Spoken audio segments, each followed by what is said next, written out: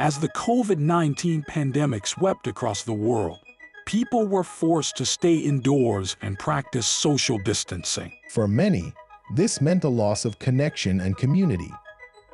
But for the fly fishing / tying enthusiasts of the world, it was a chance to come together in a new and meaningful way.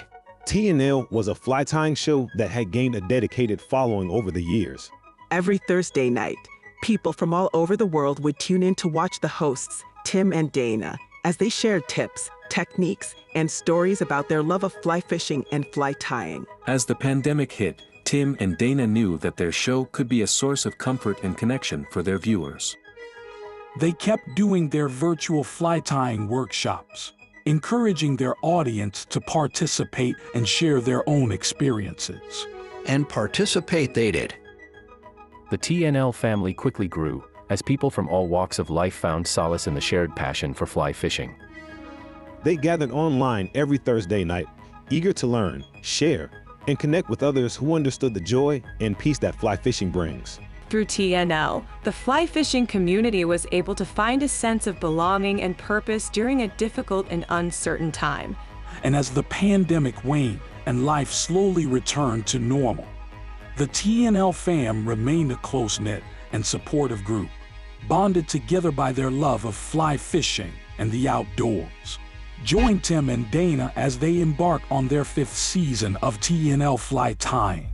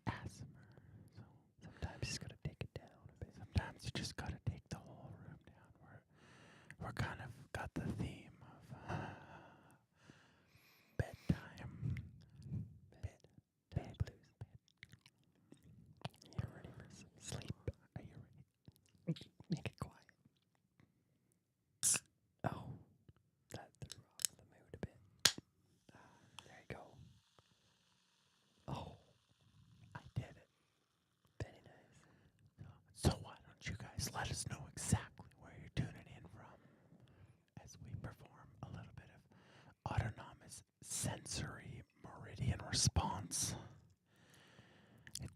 It's also known as ASMR. Tim, I think it's about time that you bring your proverbial mustache rake. Just wait. Okay. We need to make sure that everybody that is tuned in has their volume up loud enough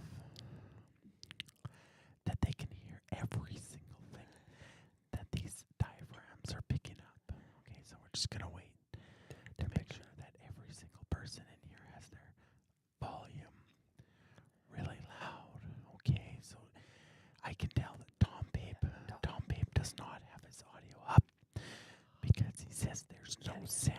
Can't hear anything. And the funny thing besides that is there's actually a lot of sound, Tom.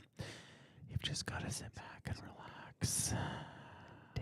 Take it all in. See, John Miller says not again. Not again. Sorry, Okay. guys. Okay, so now that everybody's in their pajamas, we want everyone in their pajamas, right? You gotta be. It's supposed to be relaxing. You guys are in for a treat tonight because we're gonna tie some flies. But first of all, What's first? Timothy Hepworth has been really working on his mustachio, and well, Is it time?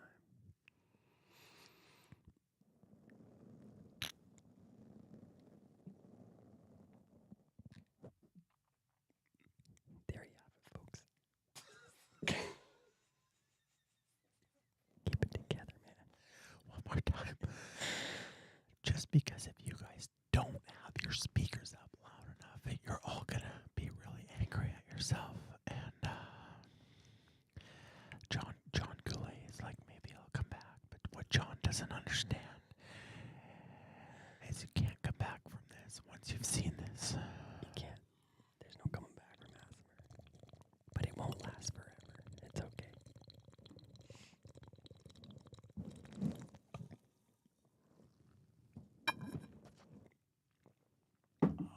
So if you ask the question, what is ASMR?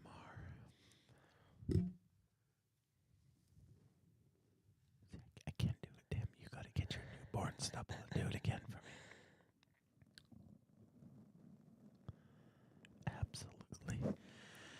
Absolutely righteous. Did you guys know that ASMR is like $1 billion industry? Did you know that maybe one episode, we should tie the entire episode in ASMR and just get a microphone right down. Right on. Right down in there. And Imagine sound. All the good stuff there. So, yeah. Anyways, that's kind of what. Just a little practice. No, It's gonna be just good. do that again.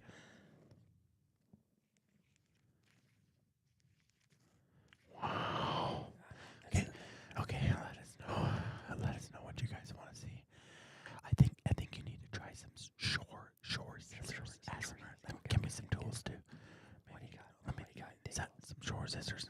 No, I gotta find them. These are Dana scissors. They don't make noise. There you go. There's some. Okay, hold tight.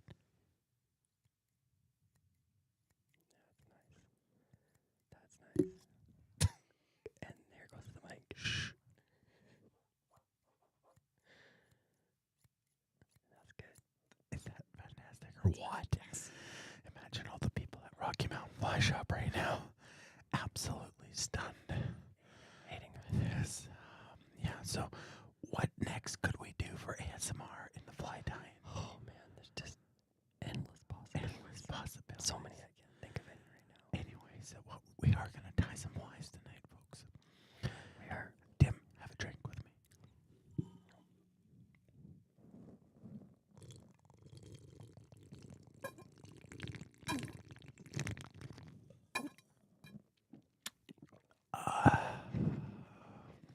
Okay. Just for everybody who's tuning in, okay? Just making sure I'm not getting any, okay. Bring the volume down. Bring the volume down. Bring it down. Bring it down. Because we're about to hit the commercial stream. And if you got the volume anywhere near what you got it right now, it's going to literally destroy your ears. And that's not going to be ASMR anymore, okay? You're not going to be able to tune in next week and hear our favorite ASMR. Excuse me. All right. Let's get them Count down so they turn their volume. Okay. We're going at 5, 3, 4, 2. maybe. Wait, we got to turn our volume down, guys. yeah, We're going to be blown away by the commercials. Okay, let's do it. Wait, I don't even know where the commercials are. Well, you should Okay. find those. Okay. Okay, All right. okay. We're going to come back and we're going to ask you where you're from and what In 5, 4, 3, 2, 1. Hit it, Bob.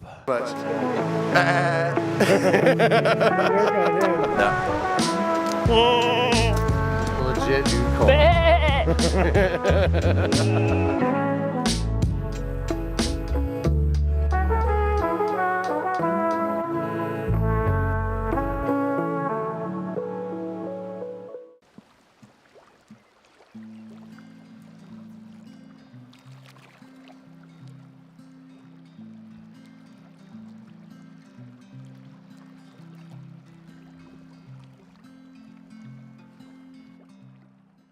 Our vision for it is for people to come out here to enjoy the spot and to find peace, I guess. Like, a lot of people ask us if we're gonna get Wi-Fi out here, and we're like, no, like this is a place to disconnect and reconnect with your family and with yourself and just find quiet.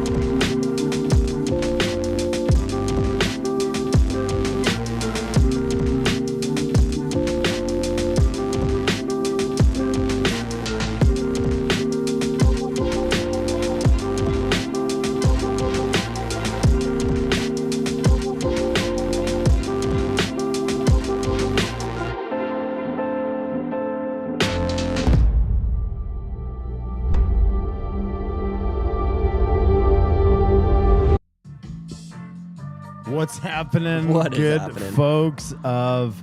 Thanks for staying with us. Thanks for tuning in to a bit of ASMR, because what that does is just get you guys all tingly in your senses so that we can take you to all new levels of sensations today on the show. Wow, Season 5. That's good. Right? We bring You them really back. tied that together. We bring them back. And then we bring them forward. And the reggae, Bring too. 'em forward. Oh, I like it. Yeah. Doing What good. does this remind you of? Oh, you know. Did you cut your connectors? I don't. What do you mean? Oh yeah, these. Maybe you cut them off on your speaker microphone. What's happening? I'm Dana Lattery. That's Timothy Hepworth on the Vice. I will be spinning up your tunes all night and drinking some mojito right now. So let us know where you're from. Is this your first time? Did you stick through the ASMR? And if you did, well, folks, you're a lifer now. Mr. Blake Teague's in the Hey, house. what's up, We Blake? missed you as well. Yeah. Crazy Tom was hearing voices in his head. So what happens is, like fly fishing, we soothe you and bring you back to this peaceful state of mind before we blow your mind. You're just whippy today. I am whip finishy today. So very good. That's awesome. You guys are awesome. I want to scroll up here and say hi to just quickly. Just gonna run your names quick, bloop, because you all See who's matter. here. Yeah. Mr. English is there. Mr. Jones, Mr. Hall, Mr. Andrade, Joe Manchinton, Tom Pape, Mr. Fly Trout, Mr. Fly Fisher 54. Troy, Tracy, Dean, welcome. John Onorati, Onorati. Do you own a Maserati? Mr. Bruce Cole, what's up? Trevor, What's up, Bruce? Barry, Instabizzle Butt. Instabizzle Butt. Maybe he wanted some butt ASMR. I don't know. We'll work on that for next time. we We're won't. also going to get a cellophane over my microphone and put some shaving cream on it. I heard it really tingles the bingle. Tingles the bingle. John, All right. what's up from Calgary? RC Diggs is on the YouTube. You can watch it on the Facebook, the YouTube, whatever suits your fancy. Some people do both, and some people go back and forth. They do. So we are tying some flies tonight, or Yeah, Tim we are. is, and I'm going to sit here and BS and have some drinks with you guys because that's pretty much what my job is. Yeah, that is not the only job you have. This is pretty much just a magician show from that side of the room. Yeah, Mr. Beatty loves the whisper game. It's ASMR, guys. Let's figure it out. And Cam was right about some girls whispering into ear-shaped microphones. Michael Robertson, what's happening? John Goulet, glad you stayed. Mr. Sean Ellison, every episode PJ Day. Yeah, that's not a terrible idea. Send us your favorite pajamas. I know. We're not teachers, so we don't get to wear PJs to work every day. That's true. Oh, hang on. I do think I have something for that. Come on. It's that easy. Oh, boom. Every time I make a crack-a-lack joke, I now have a sound effect to get to that. So, okay.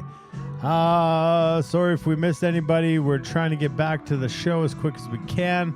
Austin Thorne, what's happening? What's up, Austin? Terry Sanguins from Central Montana sent some epic stonefly patterns that we have not tied. I probably haven't even showed you because I'm trying to keep that to myself. Mr. Pacific, Mr. Crap. It's like Banff, but it's PF. Crap. Keenan wants his wife's PJs back after the show. Sorry. Well, I would probably nobody wants this to be the size of their wife other than you. That's not true. Tim. That's not true. No, you don't. Corey, Mr. Mahan, what's happening, brother? You're on vacation. I see that.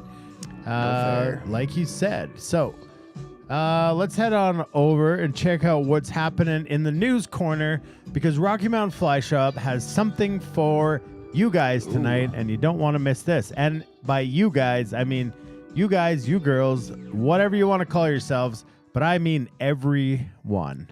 Everybody. Every breaking news person. Ooh, that's changed. I did. I made her change. Bringing it to life. Well, you know what?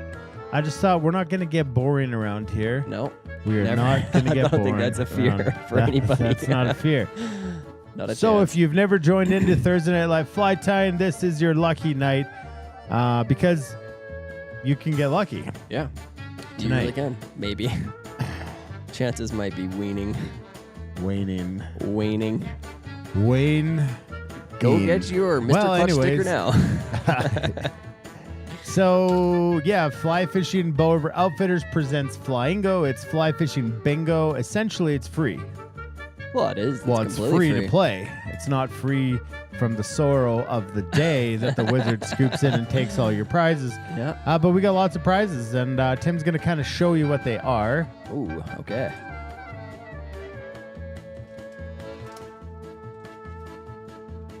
All right, some of the coolest things here coming out every week is some freeze-dried goods from our friends at Morning View Mercantile, and they're up in Red Deer, Alberta, but they've given us a bunch of stuff to give to you guys, and these are Skittles, and if you haven't tried freeze-dried Skittles, well, let's just say you haven't lived.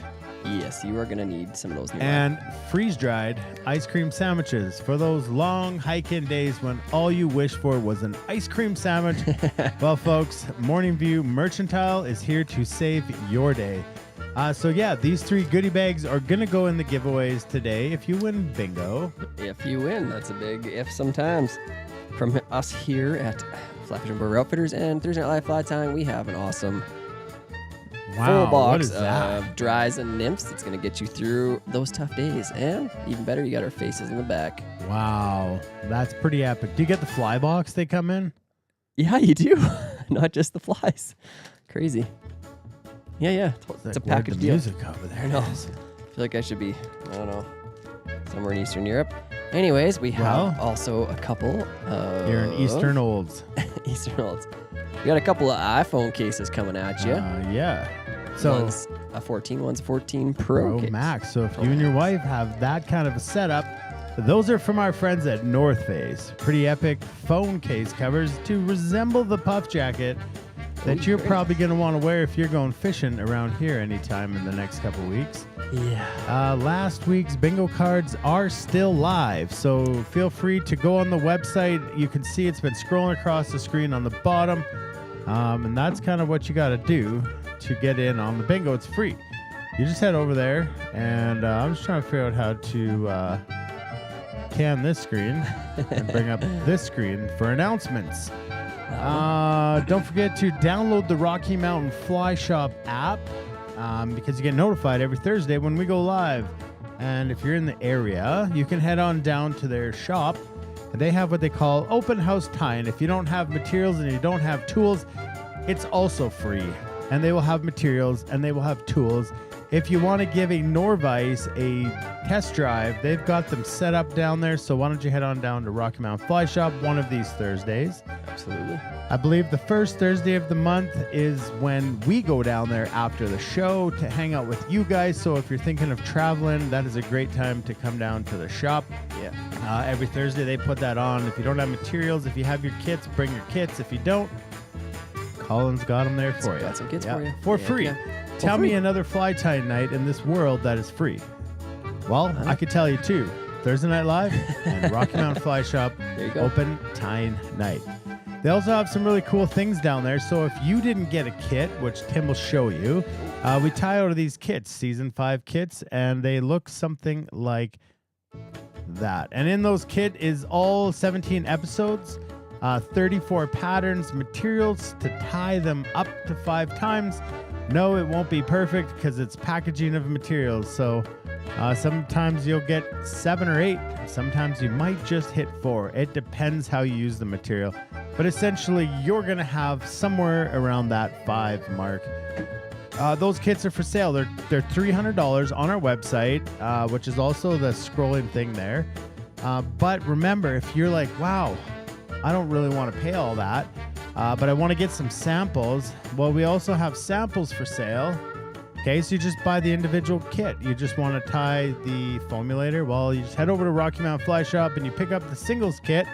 And I believe they're like between $9 and $13. And it's kind of the same idea as that. Depending on the pattern. Another part of the giveaways. Ooh, we're still going. Is from Alberta Fly Girl is a beautiful mug, if that ever focuses. Very nice. Yeah, and some stickers from her as well. Awesome, thank you. Pajamas are real hot. I'm sweating. Yeah, this is warm. Not gonna lie. Okay, and remember what's next. Those kits are there, so you just want to get some low-hanging fruit and give it a try before you go ahead and buy. Well, you still got to buy, but you could buy it for a much cheaper price right there. Much more.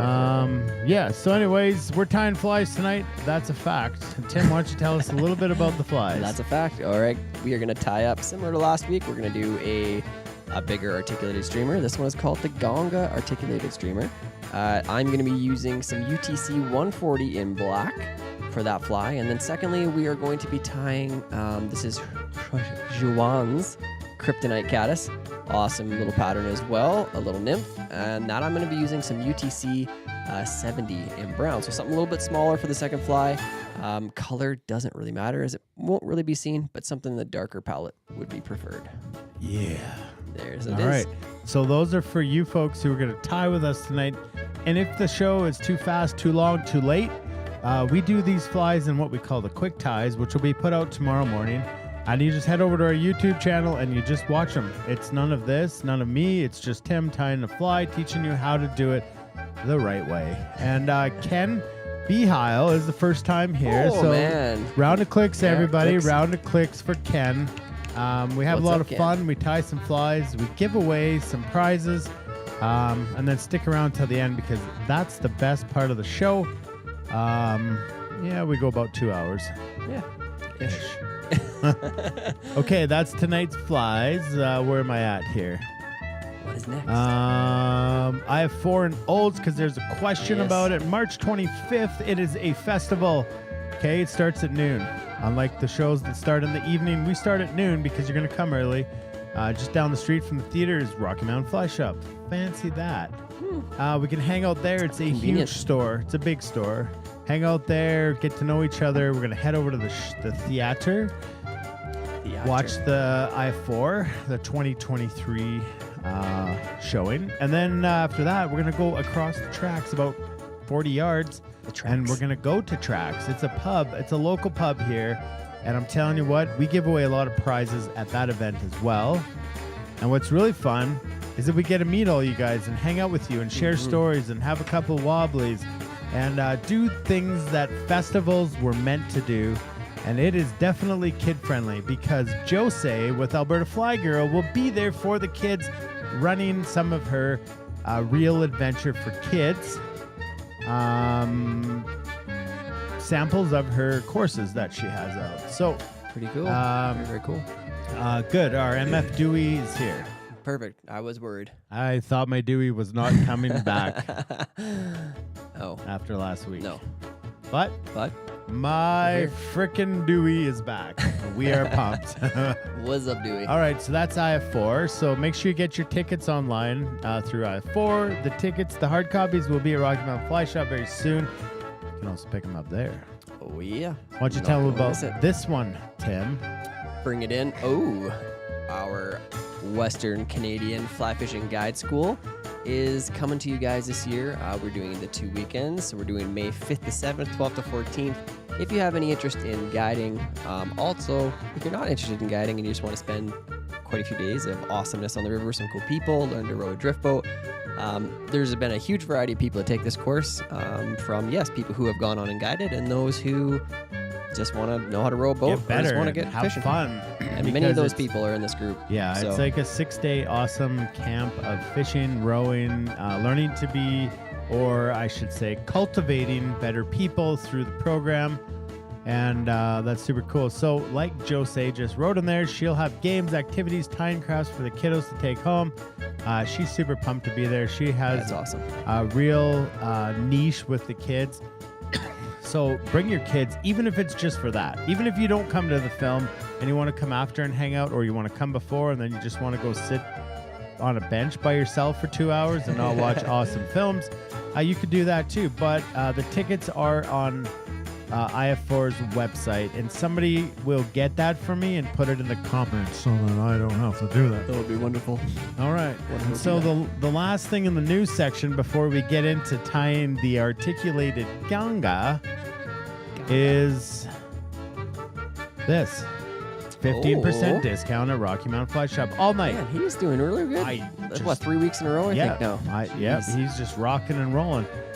So for everybody tonight, and there is no 1, 2, 3 or trying to guess the code. It's right there. And that code will stay active until 11:30. After that, it's not good anymore. And RockyMountainFlyShop.net. Thursday night classic, all caps. Remember, that is very important to type in there. Yes, it is. Tobias Shears, I can learn to row in pajamas. Yes, you definitely can. Yes, no doubt. Mr. Acalini's in the house. Gene. Good to see from you. Mr. Ed Young's in the house. Good to see him here. Good to see everybody here. Hanging out, having some fun. And do we talk about Doors of Doom, or we just let that kind of be a thing? Because the wizard isn't happy. No, the wizard got duped 2 weeks in a row. And by the same fella. I mean, you can all blame John, for sure. John? Yeah. John? Miller. So I would say that just expect something different, and if you haven't already purchased it, why don't you go ahead and show them that sticker on your laptop there. So, after you win bingo, everyone in here will tell you there's a little bit of a game. There's a wizard that exists on the show, and the only way the wizard can be beat is either A, you're John, okay? Apparently. So, or you purchase a Captain Clutch sticker, and then you've got immunity from the Doors of Doom. Yeah. But the stickers cost $50. But they're good all year. But anyways, yeah, they're good all year. All year is Mr. John Goulet says, I can row the bow, but Real I can't Housewives catch the bow. of Calgary. It is not bad that you're wondering that. Oh, man. Nope. So Eric informed me his last name is Augustin. Augustin. Not Augustin, but he said he's cool with that. So call him Augustin. I would have never known. See, John's like, he's just like making a mockery of it. Stephen Lyle's in the house. Stephen Lyle's back into the comment section. And, well, I guess having said all that, we've got a live baking cam. Oh, if the cat didn't get to it. Yeah. Let's head over, check out the baking cam, get your hook in the vise, and get ready for the Ganga articulated streamer. There it is. Hasn't been eaten by the cat yet. Nope, definitely not the cat. Nope. The Not cat. the cat. Well, folks, this is a tuxedo cake. Tim baked this today and said, hey, why don't we have a live baking cam today? And we'll see what happens. Many times I catch Tim out there knee deep in a tuxedo cake. So that's kind of the baking cam. If you want to get featured on the baking cam, just send us over your favorite recipe. Take some photos, take a video, whatever you got to do, or drop it off and we'll live feature it on the baking cam. We would love to eat it. We'll taste it and we'll sample it. Do all that stuff. Samplies. All right. We're going to tie some flies because believe it or not, this is a fly tying show. Kind of, sort of it is. Okay, guys, let us get our... You got to switch your mics and Look do at all this. those weird things. Do you even have the other one on? Yes, I do. All right. Can you hear me, folks? I'll reposition this a little bit better. Oh, there we go. That sounds good. Okay. Right. You got your bottle in the way, Tim. Not to say that it's a big deal, but... Just like that. What's not in the way? Avocado. Avocado. Okay, so when you open your packages, guys, you're going to see you got a few things. You've got your fly already tied for you, which is kind of handy. You've got a chunk of materials in here, most of the main materials, and then you have your hooks and your beads, hooks and your eyes are separate in this bag. So when you're opening this, I just want to show you something. So there's been some, I wouldn't say complaints, but just like some frustrations with these staples. So I'm going to show you a real quick way how to get these staples out of there. Okay, so front end of the staple, I'm going to brace one side. I'm going to pull the plastic away from it. You see it instantly popped it out on that side. Switch over, do the same thing on the other side. Staples out, okay? Chuck it out of the way. Happens real quick. But as soon as you start tearing the plastic or trying to pull and twist and bang, it really does mess up and then it is hard to get out. Okay, so let's go ahead, open that bag up. Let's get a hook into your vise. Be careful because there are beads, there are little pieces of mono, there's all sorts of stuff in that material. So take a moment, spread everything out in front of you, kind of get things separated into their own little piles. It makes things a lot easier when you go to start tying. I'm gonna go ahead and get this hook. Ooh, that is not the right angle. I'm gonna go ahead and get this in my vise. And then I'm gonna do the same thing. I'm gonna get up my materials. So this fly is articulated just like the one we tied last week. And to be honest, you're gonna notice a lot of similarities between the two. Some of them, these two specific patterns that we tied in the last 2 weeks the back ends are tied identical pretty much. And then there's just some minor changes that happen as we get to the head of the fly. So we're gonna get to show you throughout the season on some streamers, all the different kind of heads that you put on these patterns. But what you are gonna notice is how similar so many streamers actually are. Okay, so I kind of got my stuff separated out too. I'm gonna go ahead and grab. Don't forget your SOS. You just got to say stop our show by typing in SOS. Yes. And we'll wait. We'll hold tight. We'll wait for you. And we'll check out the baking cam or we'll do something to keep you occupied while you catch up. Absolutely. That's what the SOS is there for, guys. We do keep a moving going on this fly because or on these flies because we don't have all night. But if you need help with a question or whatever, we're definitely going to take a moment and help you with that. Okay, so as mentioned before, I've got some UTC 140 in black. I'm just going to start it somewhere behind the eye, not super critical where. Just going to work a nice, basically just a covering of thread down that hook shank.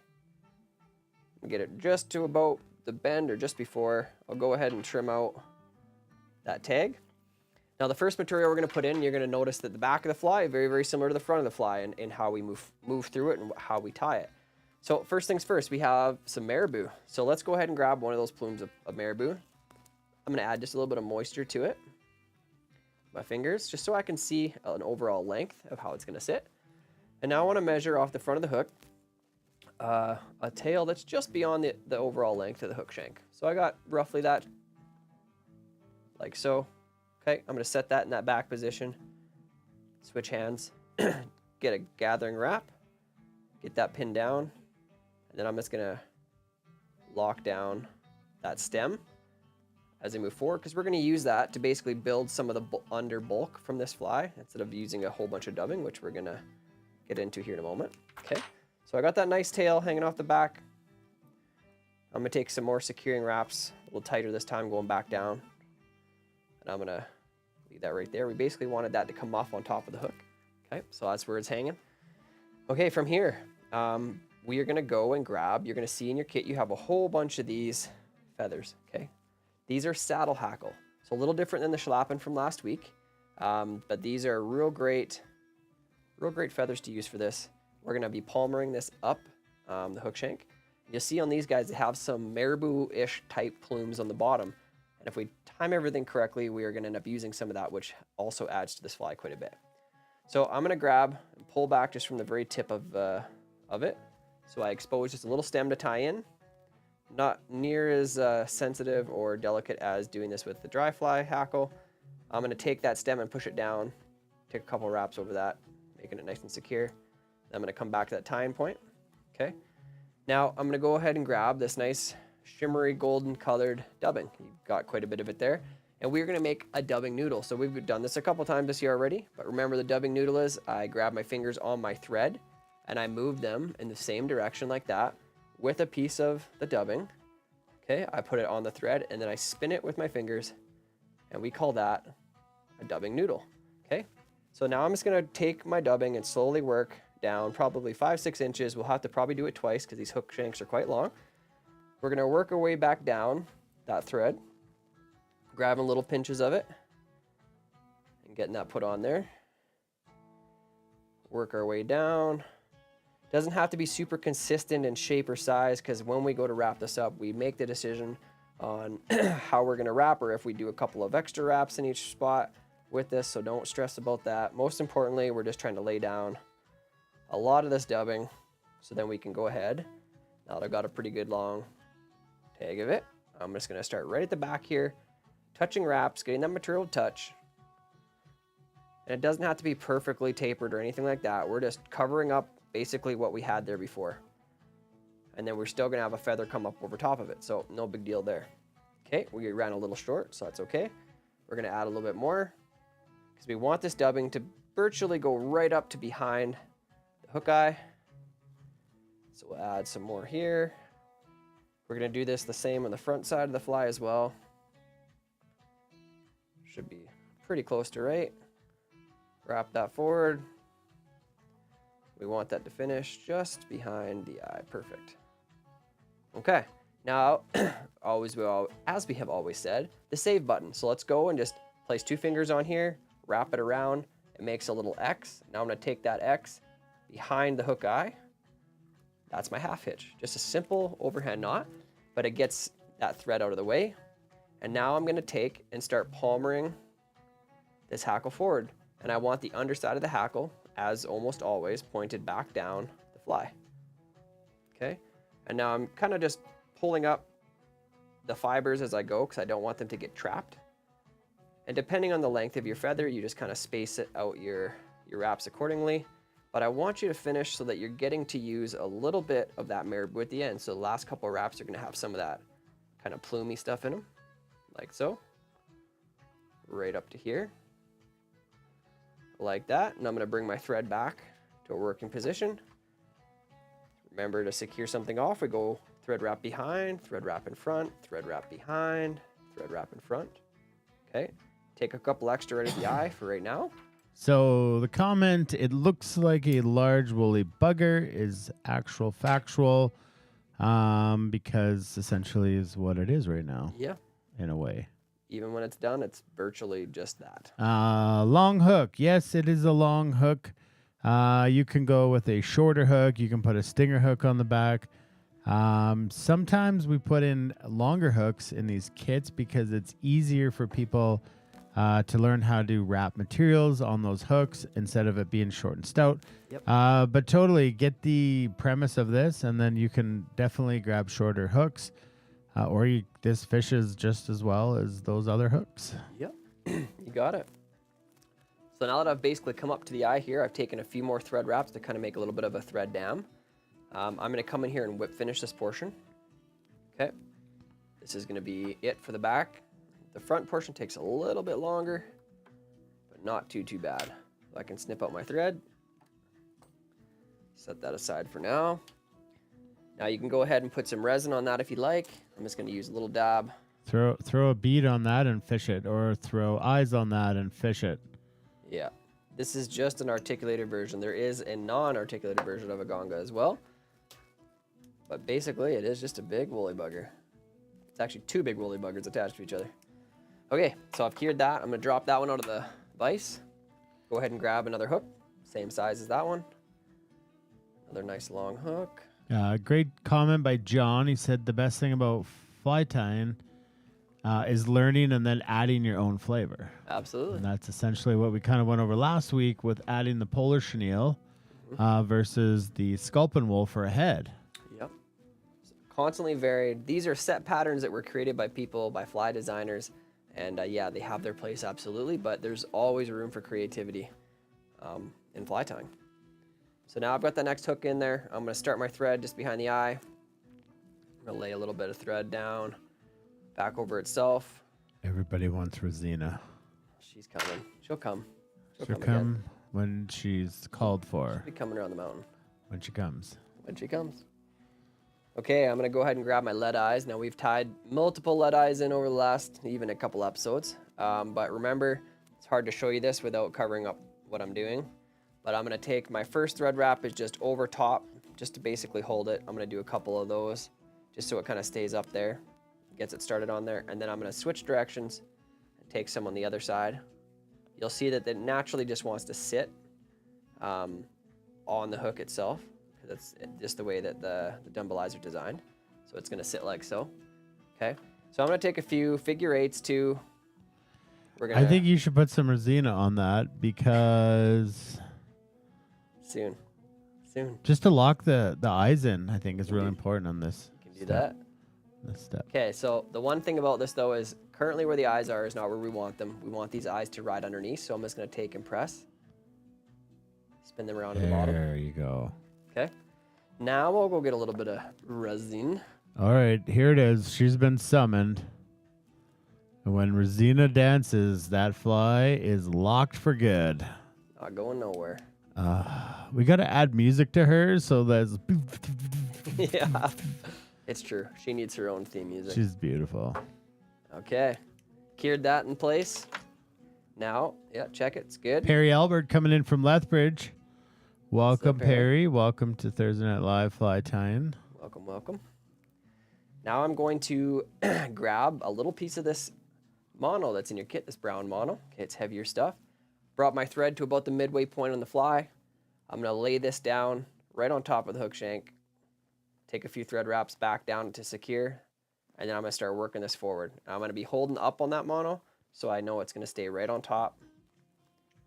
If anything, you want to draw it just to the near side of the fly towards yourself. I'm going to take this all the way back to the edge of the hook bend and let my thread dangle.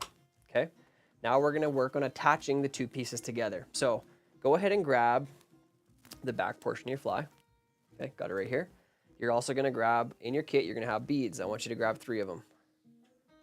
3, the number is what it is. It's not critical if that's not what you have or what you want to put on. 2 is fine too. And I'm going to put the first bead on the mono, second bead, third bead.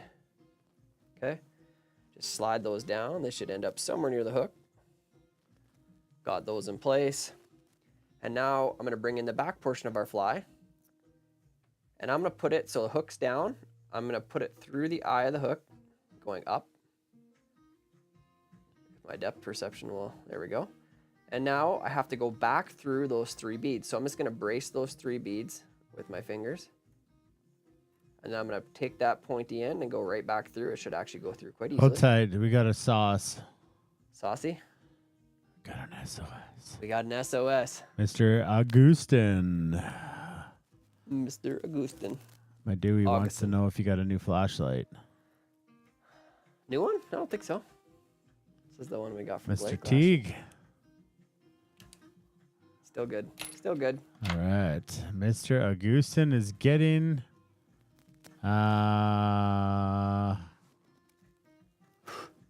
set. It is warm in here tonight. Yeah, well, you know what that means. It's a time to take a break for the baking cam. And fortunately, Kent hasn't woken up. Oh, hey. You're right. Where did our... How's that for timing, folks? All right, well, we're going to head back to the tying cam and figure out what in the actual... is going on. Hey, happened to... Hey. Baking cam. Baking cam. Okay, well, guys, hopefully that gave you a moment, Eric, to catch up. All I've done is I put that model back through the 3 beads, okay? Now that it's sitting there, I want to try my best to get that fixed right to the top of the hook shank. So I'm going to take a couple wraps initially while holding that mono. And then I'm just going to brace it with my finger like this, pinch, and just run my thread back and around it, okay? Once I get down a ways, I'm then going to spin it around. And then I'm going to bring my, see what I did there? I don't even know. I doubled that back over. You were so fixated there was something. on the cheetah belly. The cheetah belly. And I'm just going to double that over for just a little bit. It doesn't have to go all the way back up. That just really locks it in place. I'll trim that out. And then I'm just going to lock this in and head back to the back portion of the fly right here. Leave my thread. So now, guys, basically all we're going to do is we're going to repeat the process. So you see how this is kind of this in the way? It's kind of annoying. So tight here. A couple questions. Species of this fly is trout, pike, goldeye, whitefish. Whitefish. John's question was, any reason the mono is on top and not the sides? So like I said, it's a good question. Now, when I said like you want it on top and then maybe towards yourself a bit, when we go over and we come back with the other side, we would want it to just be on the other edge of that. But preferably the 2 pieces are running right on, like right touching each other on the top portion of the hook shank. And that's going to give you the best chance that this doesn't ride sideways. It rides pretty much as vertical as possible. Doesn't mean that this is the worst thing, but it would be nice if it rode like it's supposed to. All right, Corey Mahan is out. He's back to the Turks and Caicos party life. Well, enjoy. Good to see you. that. Good to hear from you. And don't let the sun burn. It has a way of doing that. It has a way of doing that. All right, let's wrap this Sally up. Let's do it. Okay, so the next thing we're going to do, a little bit different than we did last week on that last fly, is we are actually going to put some marabou. So grab another chunk of marabou. This marabou is going to go down and around. Sometimes I just like the way some of these look. I'm going to grab this one. The marabou this time is going to go right here. Last time we didn't put marabou just in front of this piece, but this time we are. We want it basically just to cover up that work so it can go a little ways back. Oh my goodness. Okay, I'm going to show you what I was going to show you before. So yeah, wrap it. I have this lead wire left over for, I don't know, last week or the week before. Really simple thing to do is just get your back portion of your fly stuck somewhere where you want it. Then just take this stuff and wrap it over. It's very malleable, so you take it off no problem, but it just holds it out of your way so it's not always stuck. Okay, now I'm going to come in with this marabou, and I place it down. I want it to extend slightly onto that back portion, but I'm going to do this with it. See my fingers moving like this? I'm forcing it around the hook shank, okay? Not just on top. I want it to go around. So I'm going to take one thread wrap, let just the weight of the bobbin sit down so it's sitting, and then I'm going to take my fingers again and do this. Now you're going to notice that it's gone all the way around. You see some comes out the bottom, the front, the back, sides, all that. So that's gone all the way around. Okay, now I'm just going to start moving some thread wraps forward, securing that stem down. I'm going to take that to just a little ways behind the eye. And then I will trim that out. Just want about a, kind of like a dumbbell eyes length behind the eyes that isn't covered up. Then I'm going to work my thread back. And we're just going to repeat the process we did on the back portion of the fly. So first we're going to go grab our saddle. Okay. Grab another saddle hackle. This one's a little darker. Just kind of cool. I'm going to tie it in first. Okay. Get that tag in secured. I'm going to come back up here. And I'm going to repeat the process in the dubbing. So back to our dubbing noodle. Make another nice long dubbing noodle. Just Just adding little bits of dubbing at a time. Working our way down that thread. We're going to do another nice long one because it is probably going to take all of it. It's another long hook. A little shorter, and that front portion of the head isn't going to need to be covered right now. Still going to put on a decent amount. We'll see if that's enough. So then I'm going to come. I want my thread to start basically right where that marabou is tied in. Do my first full wrap and then start moving forward. If you don't do up your zipper, nobody's going to be able to finish the fly. It's too hot in here for zippers. That's a fact. It was a little bit short, so I'm going to put on just a little more. What kind of music did we like? I'm trying to find. Not what's playing right now. I know. What was it called? I don't remember. Your reggae? Reggae. Yeah. I like some reggae. Colin loves it too. Yeah, he does. Okay, this is going to stop right about there. Perfect. Man, the wizard, I had a chat with him over the week. What did he say? Not happy about John. John has changed the course of the show forever. Oh, man. It's like a double woolly bugger, except that fly would be called a double thin mint. That's true. Double thin mint. And that is a great fly.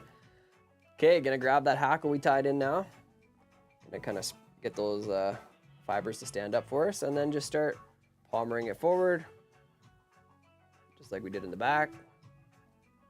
Hopefully getting a little bit of that marabou-ish material, which I got there. And then we're gonna tie that off. Remember that securing wrap? We need one in front, one behind, and then repeat it. So one behind, one in front, one behind, one in front, and that should be good and secure. You can go ahead and trim that stem out. And now all this extra fluff up here, I'm just gonna pull it all back, take a few thread wraps, kind of work back over top of that material, just a smidge. Okay, we're getting close, guys. We're almost there. In your kit, you're gonna see you have some rubber legs, okay? Just like this, these barred rubber legs. We want three legs on each side. Sunia says, I love the double thin mint. I borrowed him one. Ah, nice.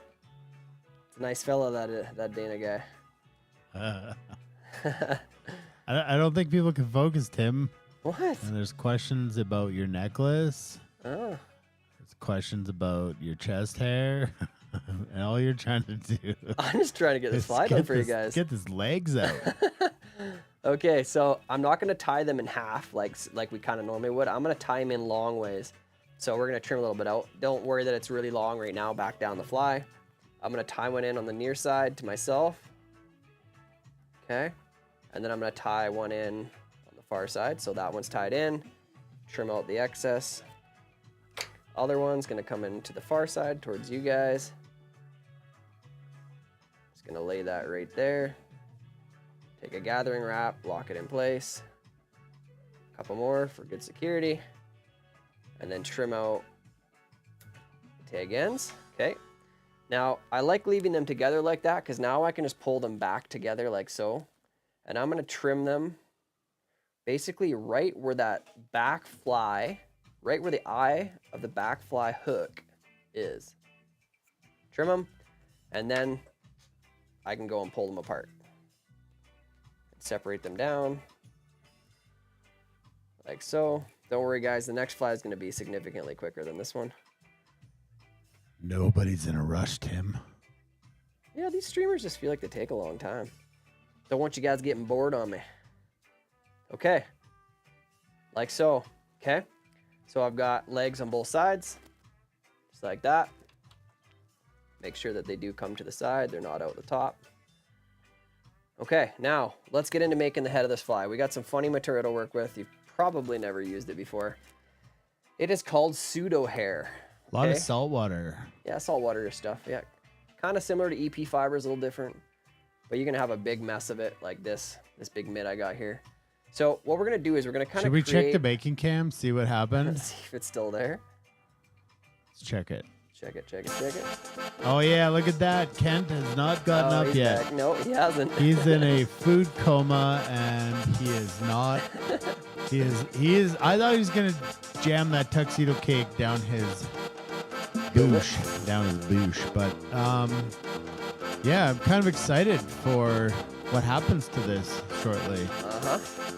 When it reaches the depths of my belly. Yeah. Okay, so I just basically took off a chunk of it. What you see is I've got this piece here. It kind of naturally tapers when you pull out some of it. So I'm pinching hard back here with these fingers, and then I'm just kind of stroking it, trying to almost get it to go into this pointed shape. Q-cam. Yeah. So it looks like so, okay? Now, it's a decent clump. We've been looking at Tim's pseudo hair for 15 minutes. There's nothing pseudo about this hair. Whoa. Or the sweat rolling down my cleavage. Okay. I'm going to take this. This is going to be our first chunk of like, it looks like this one of those like fast people on motorbikes with their helmet swoops way back. Oh, yeah, or bikes. Or bikes, yeah. Not just motorbikes. Not just motorbikes. Or ski racers. Yeah. Oh, yeah, ski racers too. So we want that to extend kind of back to where the legs went. So just back into the edge of that back fly. Okay, so I'm going to go like this, switch hands, and right away take a nice firm, this stuff is quite soft, nice firm bite into it, a couple wraps. So now I'm left with that. Okay, so let's swap back like that. Now I'm going to come in here and I'm going to trim this out as close as I can. We'll get that out of the way for a moment. Now, I'm going to be honest, this isn't my favorite head on a fly. I don't really think I like it that much, but that's okay. We're going to follow the pattern on this one. What we're going to do is we're now going to create a dubbing loop, and we're going to spin a bunch of the pseudo hair into it and kind of wrap up how we showed you to do the chenille last week. So again, dubbing loop, placing 2 fingers up on top here, folding it back over, making contact with the hook shank, okay? Then I'm going to, while I'm holding the loop in this finger, I'm going to toss my bobbin over top of it once, twice. Now I still have the loop here in my hand, and I can come, take a couple thread wraps, is going to secure it in place, okay? Then I'm going to get in front of my eyes up here. I'm going to toss in a little half hitch to save that work, and I'm going to set my bobbin out of the way. Now I'm going to grab my dubbing spinner. Okay. I'm just right off the hop, I'm just going to clip it on into that loop and just let it hang down low. Okay, so that's my loop there. Now, how we're going to do this with this hair is this. So let's say I got a clump like this. I'm going to come in. Where's my bigger scissors? I need my bigger scissors for this. Oh, there they are. Okay, I'm going to come in and I'm going to cut about a 1/2 inch piece, like so, right out of it, okay? Stuff's kind of hard to cut, but cut it through about a 1/2 inch at a time. That piece just does not want to cooperate. Okay, so then what I'm left with is a clump like that, okay? So now I'm going to take and I'm going to spread it out so I can kind of see some light or some air through it, okay? So let's spread it out like that. Now I'm going to take and slide it into that dubbing loop. So open up that dubbing loop again.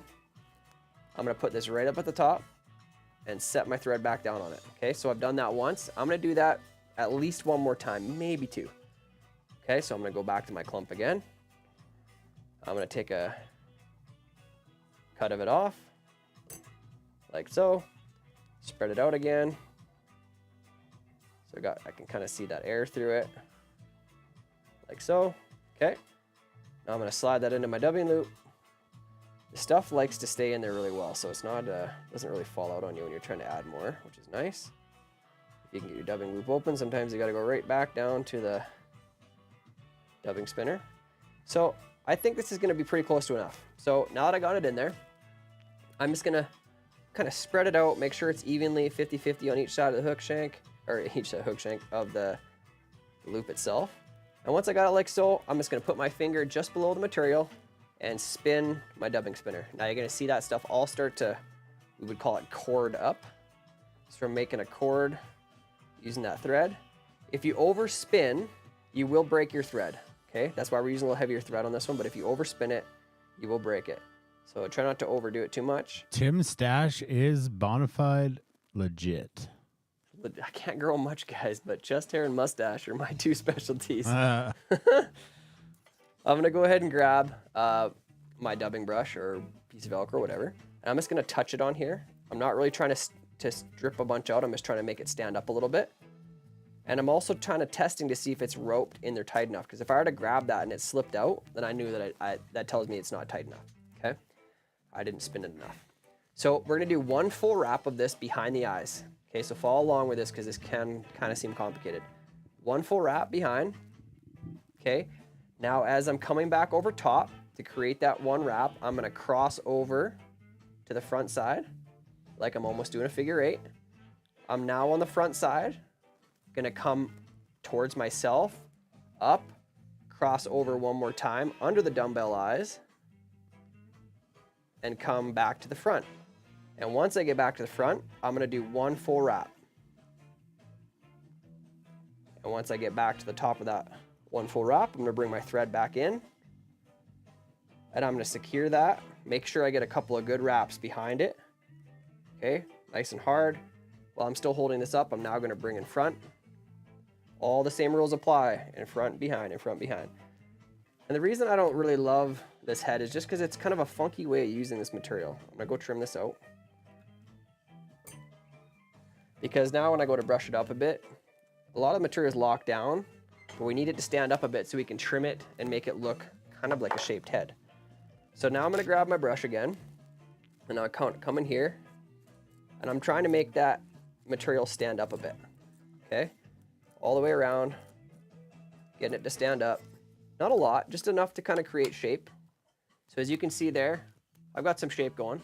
This one has actually turned out quite nice, and then I'm not gonna have to do a lot of trimming, because what I wanted is for that front piece to kind of just flow into that back piece, okay? So it's got a nice little do. So what I'm gonna do first here is I'm gonna take my thread, make a little bit of a thread dam at the front. Okay, I'm gonna whip finish. Whip finisher tool. Whip finish this guy.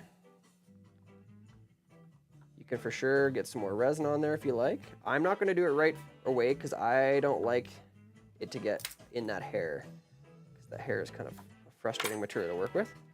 So I'm gonna set that aside. Now I'm gonna come in here with my scissors. I'm just gonna do just a little trimming. You can see actually this one worked out quite well. I don't need to do a ton. Mikey Dumont's in the house from Puerto Vallarta, Mexico. Ooh, nice. Good to see them. Mr. Blackman just tuned in. What's up? What's up? Okay, so I trimmed around those eyes, kind of opened up that shape a little bit. Okay, hopefully yours looks something like this. If you gotta do a little bit more trimming, that's totally fine. The last piece of the puzzle in this one is we come in here with It is a Wookiee fly. A Wookiee fly. Got a standard Sharpie here. Bar that head. I'm gonna bar this up and make it look a little different. So I'm just grabbing that pseudo hair. Gonna mark both sides of it as I go down, making these barred marks. All the way down. And then I like to come in and coat the top of the head. So the whole top of the head is brown. So you got a little bit of darker on top, a little lighter on the bottom. And hopefully yours looks a little something like that. And that is the articulated Ganga streamer. Good work, guys. Hopefully you were able to get through that one. Great job. You got yourself another badge. Ah, yes. Which one? This one? This guy here? We should wax your chest on live camera. I don't know if I could do that. I think you could do that. Yeah. All right. Well, it's just about time for Flyingo. And if you're just tuning in, you can just head over to this news scene here and understand that there's some cool things in this scene called RockyMountainFlyShop.net discount code. All shipping is free over $99. And for all of you folks tonight, if you enter Thursday Night Classic, all in caps, just like it says, you'll get a 15% discount at RockyMountainFlyShop.net. That's only good until 11:30 Mountain Standard Time tonight. So before you go to bed, make sure you plunk in that code and go over there. I mean, heck, buy a new Norvice and save 15%. Yeah, it's worth it. That's kind of what the pros are doing, saving. The discount is very handy if you purchase something very big. So make sure you go over there and get yourself exactly that. thing. Very, very nice. All right, we're going to play Flyingo. If you do not have a Flyingo card, you're going to want to follow this scroller at the bottom and go get yourself a bingo card because that is going to happen in about 3.5 minutes because it's about time for Guide's Corner and it's time for me and you to raise a hot topic. And I think this one tonight is going to ruffle some feathers. Oh, see what you did there. Pun intended, but that's kind of how it goes when we head over to the hot off the press at Guide's Corner. So if you're new here, I like to put myself in a bit of a time crunch, and that time crunch is simply 2.5 minutes or until this song ends, whichever is first. And then we're going to talk about something hot. You go ahead and throw your comments in there. I'm not going to read the comments, but I'm going to read the comments. You know what I mean? I like to put myself under more of a time crunch by only allowing 2 minutes to go. What I'm going to talk about today is the snooty-ass fly tying person. Told you it was going to ruffle some feathers. Roughly. So what I think is interesting about this conversation is that some people get so hung up on absolute specifics of certain materials and they cannot tie the fly if they don't have John Wayne's butthole hair because that thing will not catch fish. Well, I'm telling you folks, I've spent a lot of time on the river watching people fish. I've spent a lot of time fishing myself, and probably the most archaic, simple flies would be some of my top 3 flies in my guiding career. I understand that materials do different things at certain levels, but understand that tying flies is a skill set. Knowing what different materials do is a skill set.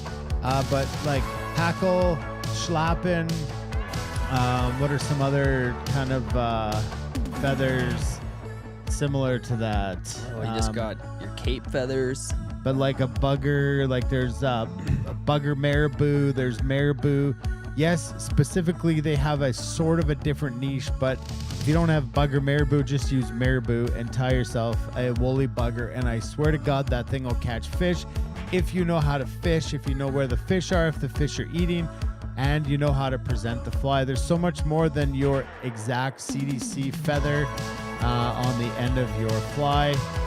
I'm not saying it doesn't matter. I'm just saying way too many of you put way too much emphasis and time and energy on sourcing out the exact primo material. Having said that, with 15 seconds left, if you're tying for art, it's very important that you go find, and I respect that all day long, but if you're tying flies to fish, spend more time fishing than sourcing out your materials to tie those flies. Very good. Very good. Never seems to end properly. Okay, this was the last one, and let's go here and all the things above. So that's the guide rant. That's the Guide's Corner, That's and a good that's one. my opinion about. I don't disagree. People. All right, I do want to read some of the comments. John Wayne has butthole hair. I would have swore it is Brazilian ties. Wow. Well, I don't know.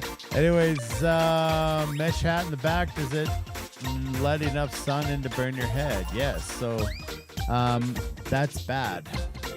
Yeah. Okay, so we've gone away from the, well, personally, on the water, and Tim will show you some more. This is by Fish Pond, a fantastic hat. It's a bit of a moisture wicking and still a similar cool hat. idea from Howler Brothers here. Okay, it is not burning my head because with no hair, speaking of hair, I would burn the scalp and I'd have lines on my head. Skin cancer, I've already had it, so you're correct. You're correct.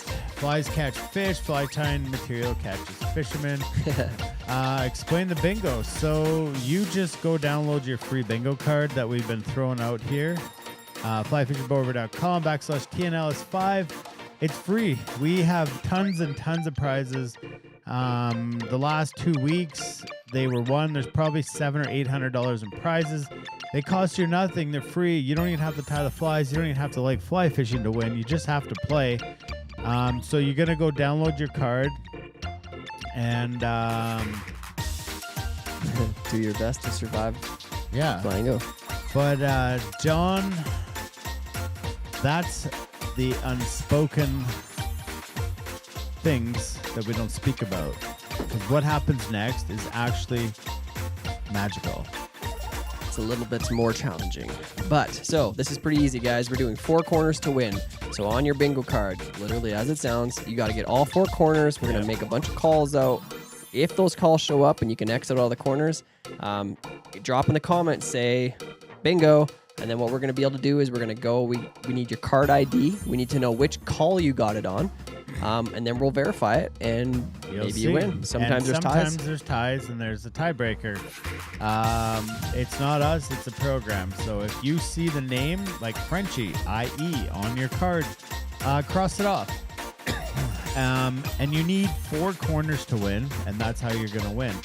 And I'm ending the show tonight if John wins. I'm just shutting it down. Okay. Yep. That's fair enough. You guys aren't going to get to see the last fly. Okay. So 5 call is Dirty Hippie Fly. And so we kind of throw it out and then we wait because there is a bit of a pause between your guys' comments and the bingo. So feel free to get a free bingo card. Hopefully that answered your question, Don. Bingo's free. Bingo is free. We call it Flyingo because we're fly fishing, and fly fishermen are snooty, just like I talked about. Those are facts. Those are facts. All right, 1 number for 6 5. is baking can. So Fat Albert, Strip Leech, Surf Candy, Frenchie, Dirty Hippie Fly, and Baking Can. Perry, that's close. That's close, but you're going to have to prove Sorry, your buddy. bingo card ID, and that just might not work. Might make it a bit more challenging. Cam, 3 3 for or 4. 4. All right. Cam All might be in right. it today. There is 212 people with bingo cards. Oh, right that's a now. lot of people. So that's a lot of people playing bingo because it's free. It's free. Mike, sorry, Mike. Still 0. All right.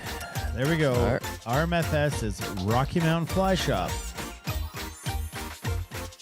Oh, look at that. Landon Oh, Dickow. Landon Dickow's birthday today. What's up, buddy? We'll get to that, Barry. We'll get to that. I don't want to blow this scene up. You never know.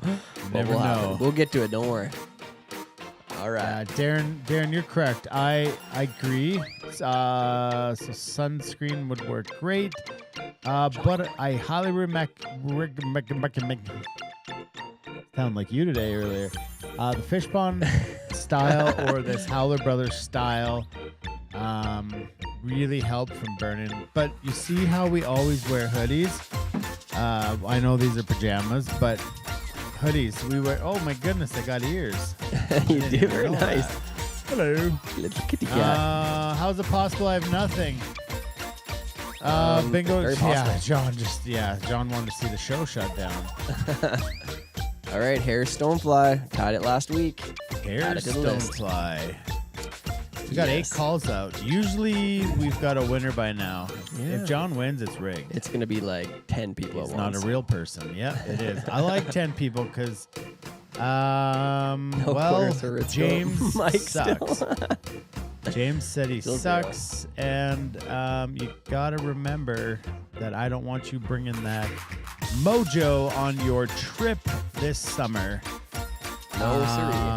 Which is, let me check here. I believe Sean and Mr. Rutherford are coming on August 8th.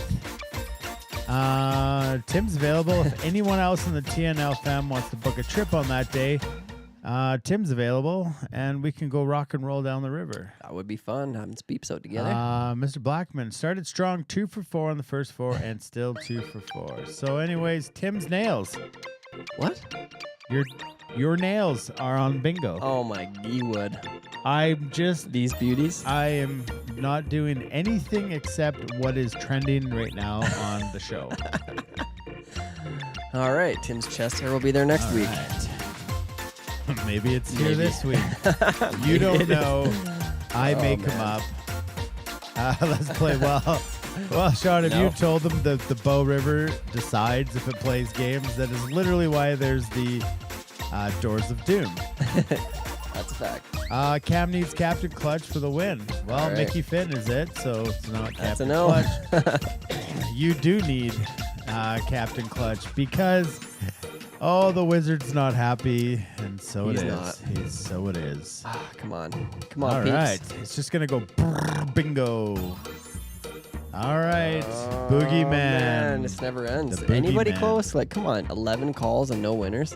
Tim, your chest is bingo. Ken Hall. There it is. All right, Ken. Hall. All right. Let me check. You get his stuff going. I'm All right, going Ken. to. We need to see your bingo ID at the top of your card. We also need which call you got it on, and we will verify what is happening. And then you know what comes next. Oh That's man, you. I'm telling you, John ruined it. Yeah. I feel like the Wizard feels bad right now. I wonder if the Wizard is as hot as I am. I don't know. We're just gonna sit here and wait because as soon as we get that in, I'm just double checking to see we got new if. comments. We just can't see Let me know. Let me know what he throws out to us. You gotta scroll for me so I can see what's below. Okay. There we go. Let me see. Where is it? Ken. There it is. 030 on Mickey Finn. Call number 10. Okay, just hang on before this happens. That's a negative. He does not have a Captain Clutch, so we're gonna have to double check this. Ken. 030 on Ken. call number 10. Yep, that's too bad, Ken. That's all right, though. You never know. All right. Now Terry sells you my Captain Crunch Clutch. That is There it all is. four corners. You got him, folks. You got him. That's how it works. And what happens next? Well, Tim, lots of things do. Where do you download the bingo card? www.flyfishingbowriver.com/TNLS5. And they're right there. You just go right there, download them. It's right there. Just right there. You download them. So, You need John Luck. just Ken, I don't have anything to do with the Wizard, except the Wizard isn't happy today. So, if you're new here, don't leave because you're about to see Ken come. Sad. Very sad. Oh, well, we don't know. But we're going to go hit up some commercials because we have a little bit of things to do here, you know. Stuff and things. Where's the commercials? All right. Hold somewhere. tight, folks. We'll be right back for Doors of Doom. Buddy.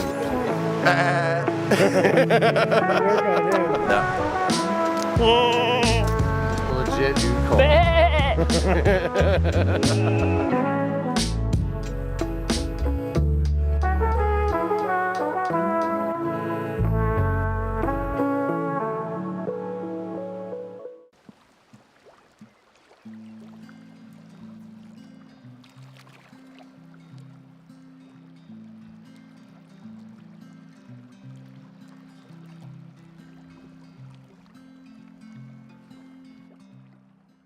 Our vision for it is for people to come out here to enjoy the spot and to find peace, I guess. Like, a lot of people ask us if we're gonna get Wi-Fi out here, and we're like, no, like this is a place to disconnect and reconnect with your family and with yourself and just find quiet.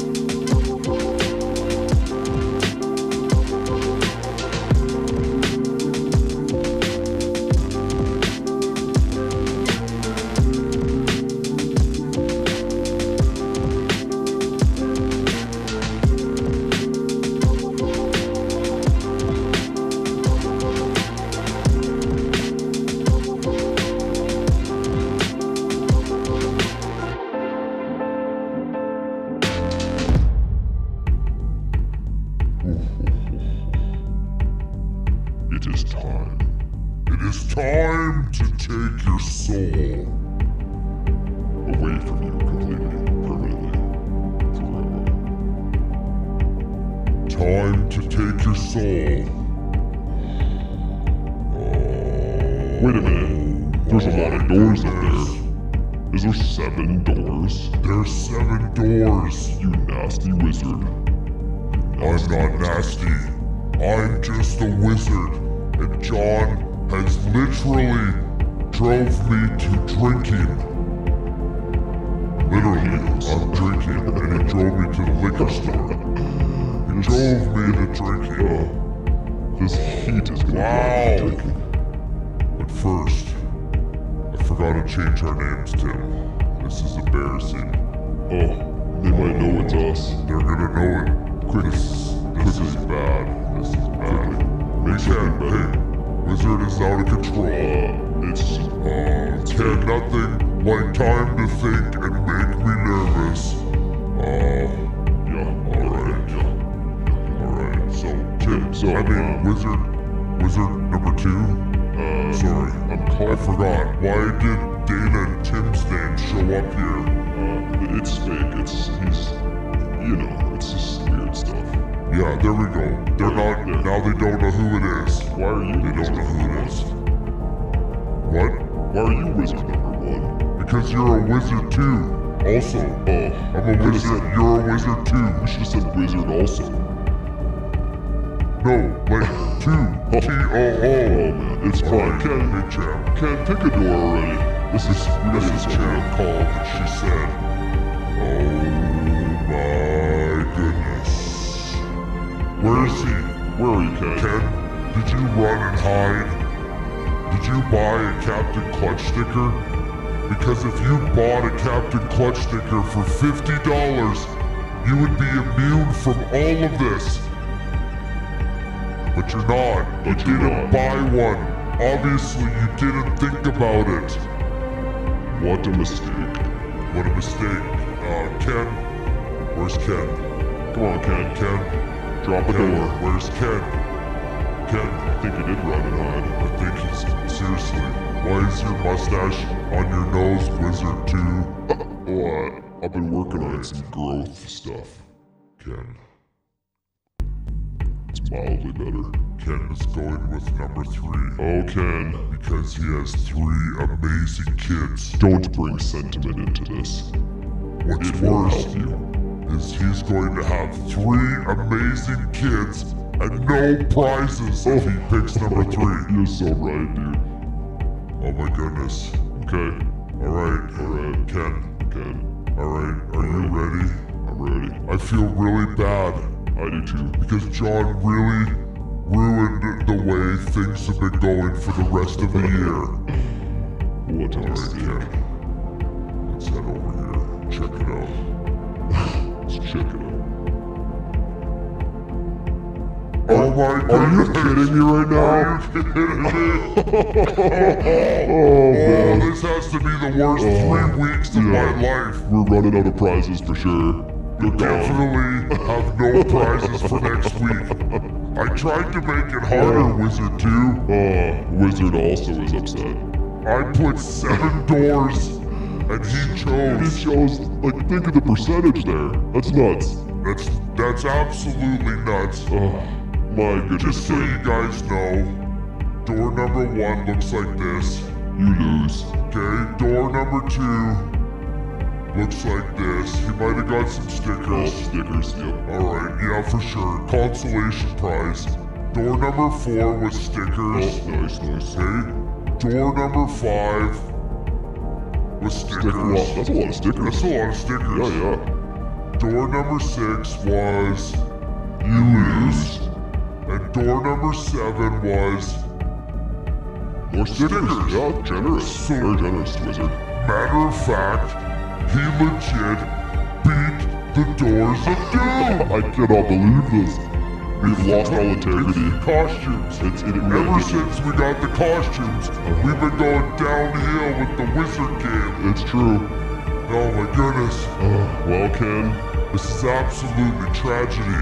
Tragic. Where do we go from here again? I can't remember. nowhere else to go. How do we get out of the scene? We can never figure that out either. We never do. That's okay. We never do. Alright, we'll just go back to this one. It's itchy. And, I think the baking camp would be a good choice. That's a good choice. Yeah. Head over to the baking camp. Where's the baking? There it is. Head over to the baking. Oh man, this is. Oh, there it is. Okay, there it is. Alright. Okay, well, I guess it's not that weird, but well done, Ken. I mean, no, the wizard doesn't congratulate anyone. No one. Ever. Well done, Ken. It looks like you've beat the wizard. That's unthinkable. Unbelievable. Oh, man, the wizard. He's not on a good roll right now. How many doors will arrive next week? 23, I'm guessing. I legit win. Beats. It's incredible. All right. Honestly, Ken, All right. Congratulations on your 3 kids. Because, wow. Oh, man. Wizard is not doing good. He's going to get even madder. Mad as a hatter. All right, Tim. Well, let's get this other fly on the go. What you see there? What's in the way? Oh, what's this? The wizard didn't sleep last week. No, he did not. I'm going to do this. Oh, look at you. Wow. You can really dance. Where's the music? Why do we have no music? Need some dance. I can't dance. I don't move rhythmically. Okay, I'm going to switch my mic. What about, I already switched you. Oh, you did? I was double mic'd? Oh, okay. Oh, there we go. Back to the normally scheduled program. And, so if you stuck around for that, that's the wizard leaving. Angrily leaving. Yeah, well, maybe he can take some of this heat with him. You don't even know how hot it is in here. There was a lot of real hair, fake hair. Arctic Grayling just showed up and role play too. Well, that's how it goes. You got to do what you got to do sometimes, you know? Okay. So this, guys, is called the Juan. Juan. Juan. There's a J in there. Juan. I like my jalapeno. Okay, this is Juan. It's Kryptonite Caddis, okay? So I'm going to go over and grab different threads. So this time, like I suggested, let's use something a little smaller. I'm going to use some UTC in brown. We got to announce a winner of the Captain Clutch sticker because of the comments. Comments, yes. That's a good point. So, the quick ties, guys. We have asked you if you watch them. We always mention if you are part of the replay squad, this is what we call you.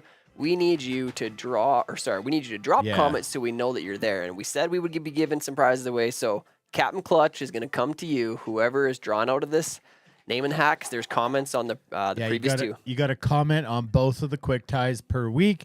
And we're polling for a Captain Clutch sticker. So a lot of comments this week. All right, let's see what's in there. In the box, out of the box. Andy with Hillbilly's Taxidermy is the winner of the Captain Clutch. All right. Thanks for commenting, Mr. Andy. And if you're not, is he here? I don't know if he's in here or not. We'll Anyways, make sure he gets it. But make sure you comment on the quick ties, and you too could win a Captain Clutch and bowed immunity.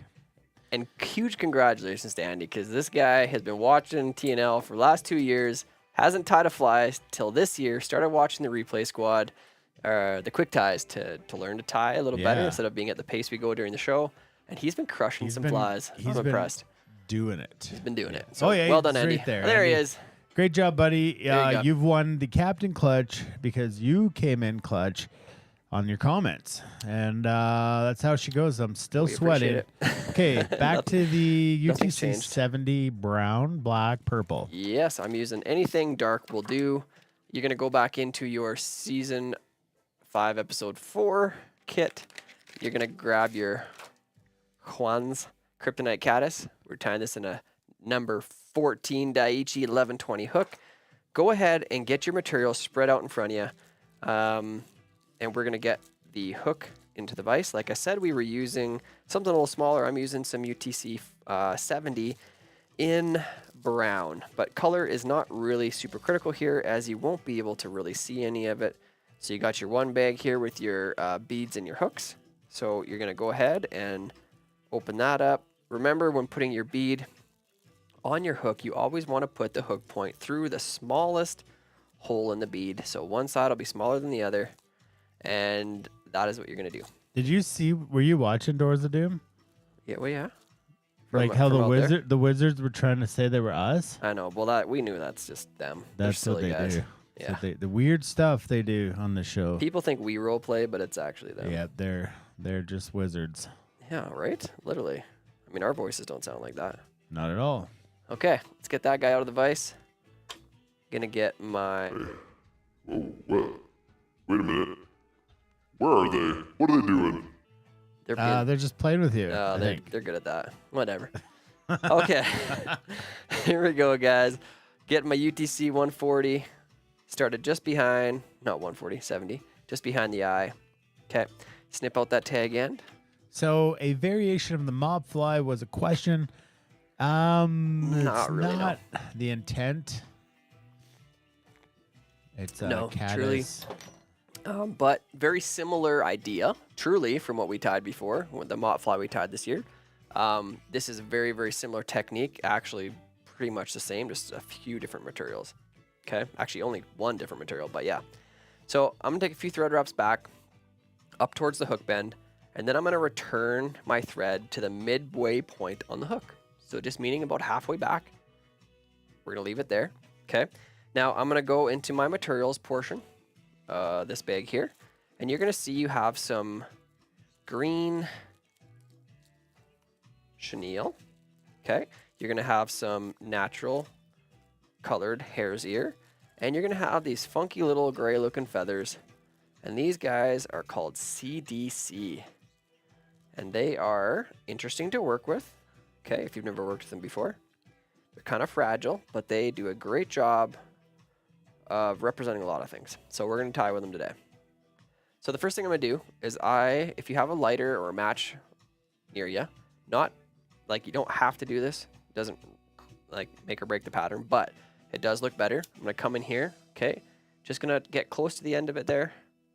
And what that does is that basically seals up the end. It doesn't allow any of those fibers to fray. It creates a little bit of a cone-ish shape on the end, which is a nice little finish on the body, okay? Now, when measuring this to know how long I want this to stick out the back, I'm gonna get it in between my thumb, my first finger here, my pointer finger. I'm gonna put those fingers on the eye of the hook, and I want this to extend the full length of the hook shank. Okay, so if I were to bend that down, yep, that's the full length of the hook shank. And now what I'm gonna do is I'm gonna transfer that to where I left my thread. Okay, switch hands, and I'm gonna tie it in there. That's how we're gonna measure it. Okay, so full hook length. So virtually what you're saying is it's gonna hang off the back 1.5 hook shanks in length. But a good way to measure it. And then I'm just gonna come in here and trim out that little butt section. Cool thing about this fly is the first time I met Cam and we fished together in October, we used a pink hopper and this was our dropper. And we had an outstandingly prolific day, both on the pink hopper and this dropper. Crazy, hey? But that is a great pattern. And it looks a lot like if you ever have dug around and you've seen the caddis that are under rocks, a lot of them are cased and they have this nice little green butt hanging out. So it makes sense. Okay, so... Oh, wait. Plu Boy. Was that? Plu Boy? He said, would you like that 1.5 hook shanks to be precise? Well done. Well played. I like it. Well played, Plu Boy. Well played. 1.5. Plu Boy. Okay, let's look at these CDC feathers, okay? So this comes from the butt of a chicken or a duck. No, a duck. It's coup de canard. Coq de Leon. No, it's not your cock. We already used Leon's cock a couple weeks ago. We did use Leon's. This is coup de canard for all the French people out east. CDC, coup de canard. Feather of the butt is what it means. Coup is sack. Oh, no. But it is. Oh, like man. Okay, well, I don't know what what it means. The bottom of the duck. bottom of the butt. Q, C-U-L, I believe translates into bottom. Okay, sure. I'll go run with it. Like cul-de-sac, like, you know. Cul-de-sac. It's the bottom of the bag. Something. If you know what cul Somebody do some research and straighten us out because butt. this doesn't make any sense. Okay, so these feathers, don't worry about how long these are because I'm going to adjust those fibers to length. But what we're trying to do is isolate the tip of the feather, okay? We want the underside of the feather pointed back down the fly. But this is a very, very delicate feather. So if you pull too hard on it at any time, it will tear or break. Or the stem will crack. That's very possible as well. So I'm going to lay this, that's just the very tip of the feather, right behind where I left that chenille, okay? I'm going to wrap that down, and I'm going to take some wraps down that stem to really lock that in. And then I'm going to get just in front of the stem, take a couple more. CDC is such, like, it's one of those materials that it's really hard to substitute or emulate because of its, I believe it traps, like, air bubbles or something. Like, it does. It traps. Yeah. It definitely traps air. It does a really good job of looking like a few different things, but it, like you said, very hard to imitate. Okay. So I've got that locked in place. I'm going to do a quick little half hitch. One more. I'm going to set my thread away. And now I am going to use some hackle pliers. You could just hold on to it with your fingers, but this is a slippery material and I often drop it. And I just want to make sure that I can hold on to it because it's also a little shorter. So I'm just going to grab my hackle pliers and hold it. But if you pull too hard here, guys, I swear you will break the feather. You will break the feather. So start palmering it forward. I'm just going to change the music up here. Yeah. And I'm just going to stroke the feather's fibers rearward, trying not to trap any. Okay, and I'm going to wrap this forward towards the eye. The key here is to try to not lose too many of them because we want to use as many of those as we can. Okay, and then once I get up to basically right about there, so just behind the eye, I might take one more wrap if I can get it in. This is going to go up. Okay. Ooh, look at those. And now I'm going to bring my thread back in. I'm going to come to the top side. What size of hook? Ken is asking. This is a size 14. 14. This is a Daiichi 1120 scud hook or pupa hook. Okay. And I'm going to come again, just doing those securing wraps, so one behind, one in front. Once I feel confident that's locked in place, I can trim out that stem, try not to cut any of the other ones, any of the other little fibers. Okay, so that's got rid of. Now you're probably thinking that does not look like the picture I just looked at or look like the fly. Tim, that does not look like the picture I just looked at. Great mention there, Dana. Okay. What I'm going to do is I'm going to pull all those back for right now. I'm going to take a couple thread wraps, kind of locking those in place and going back on top of them slightly. Not too far, just a little. Just want to make sure they're really locked down and kind of forcing them rearward. So now you see them how they're kind of pushed back. Now I'm going to pull all of them with my fingers and I'm going to pull them like that. So I'll try to back off this finger a little bit so you can see. So imagine that's where the end of the green bud is. So I'm going to slide my fingers forward. And now while pinching really firmly, okay, so I'm pinching hard, I'm going to break, not cut. I'm going to break off those fibers so they're shorter. Look at that. Break them. So now they're going to extend just slightly. Wow. Beyond, okay? And if you have any little ones that are kind of out on their own, doing their own thing, just grab them individually, break them off. We're really close to done this fly, guys. All we're going to do now is we're going to grab this natural colored hare's ear, which I love. I love hare's ear. I love the big guard hairs in there, all of that. It's just a really cool natural colored dubbing that we use a lot. Okay, so what I'm gonna do is I'm gonna split it like you just saw me do, so I can kind of expose some of those guard hairs, because the guard hairs are really what we want to be utilizing as well as the other. I'm gonna grab a little pinch of it. Okay, nothing too crazy, that was a little bit much. Okay, now holding a little pinch, I'm gonna make another dubbing noodle. We've already done this once today. Let's come in on our thread and spin it onto our thread. Okay, now we really don't need much here, guys. That's more than enough. Okay, so just that little bit. Now I'm gonna come and make a couple of thread wraps. I should get. See, that's why your nails were on the bingo card. You guys and my nails. I got a little bit much there, so I'm gonna pull just a little smidge off. Wrap that back up. Do one more wrap over and get it secure. Okay. Now I'm just taking a couple thread wraps behind the bead. Okay. And I'm going to whip finish this, and we are going to do a little bit with our dubbing brush or our Velcro. Whip finish this one. What a great dropper fly. Great dropper. Super easy to tie to, especially once you do like 3 or 4, you all of a sudden just hit a rhythm and you'll do a dozen of these. Or 5 like your kit. Yeah, or 5 like your kit. Jacob Reimer's in the house. Hey, Jacob. Okay, so now, just to finish this fly, I'm going to grab my dubbing brush, or as I like to say, my Velcro. And I'm just going to really be gentle with it. We're not trying to go crazy, but we are trying to pick out that collar a little bit and just push it a little bit rearward. Just getting a few of those guard hairs to go back down the fly. Just like that. And there you have it, guys. That is the Juan Kryptonite Caddis. As Dana said, a great dropper fly. You definitely want to keep some in your box and give them a try if you've never fished it before. And you can also adjust the length of this if you want it to be a little shorter. Just remember, if you pinch hard, go in, tear out some of those fibers, you can shorten them up. And but that's a good length. It's a good length of fiber. Wow, CDC is a CDC elk hair caddis. Oh, that's probably our favorite. Yeah. Caddis pattern. Just something magical about that CDC. And there in the water, it's going to be creating these like air bubbles and puffness around that caddis. Because similar to the way that caddis kind of comes out or moves in the water is why it's so magical. It kind of looks like, well, it is what it is, but everybody loves the dancing avocados. they're wanting to eat it. Yeah, John's got tons of CDC. That is a material that you can't replicate. No. But whether you're schlappen, your feathers aren't long enough or whatever, it's like, yeah, sometimes it's one of those things that... Ooh, it's still there. Well, looks like... Who'd we call that guy? That's probably... I think Leonard is a good name.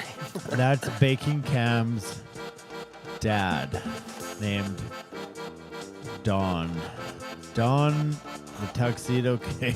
I thought you were going to go try... You need to go out there... I do need to... Just give me a second. I need to try a piece of that.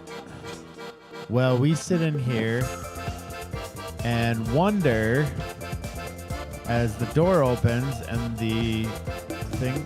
Oh, look at this, folks. Tim, you keep eating that. Have some more. Have some more. You're still mic'd up. So, he's sticking his fingers in the tuxedo cake. Is it good? So good. Oh, like that is a fact. Oh, sit on it and start the OnlyFans Instabizzle request. Things are tight, folks. You got to make money where you can. That's a good point. So a good question. Don't use floating on CDC. It will ruin it unless you use the infamous Loxa. Loxa it is the magic. There's a few other ones, but they're safe with CDC. So look for it. Loon Outdoors makes it. They sell it at Rocky Mountain Fly Shop, and you can use your code to make sure that you can get some of that stuff for 15% off. But that's the baking cam, folks. Send in your baking, send in your recipes, send in your photos. The barbules have micro barbules, which create the mini, micro, macro barb. You chop it all over your face. I do? Yep.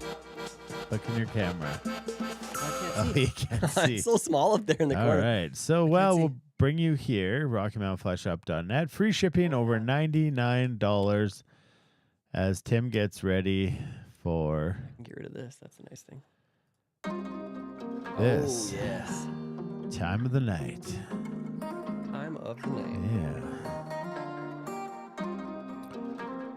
Well, it is another episode gone too quickly. We only got 13 left. We got 13 left. Stop That's saying it like 4, that. 8, 12. That's 3 months. We got 3 months of hanging out every single Thursday. And where we get to be together.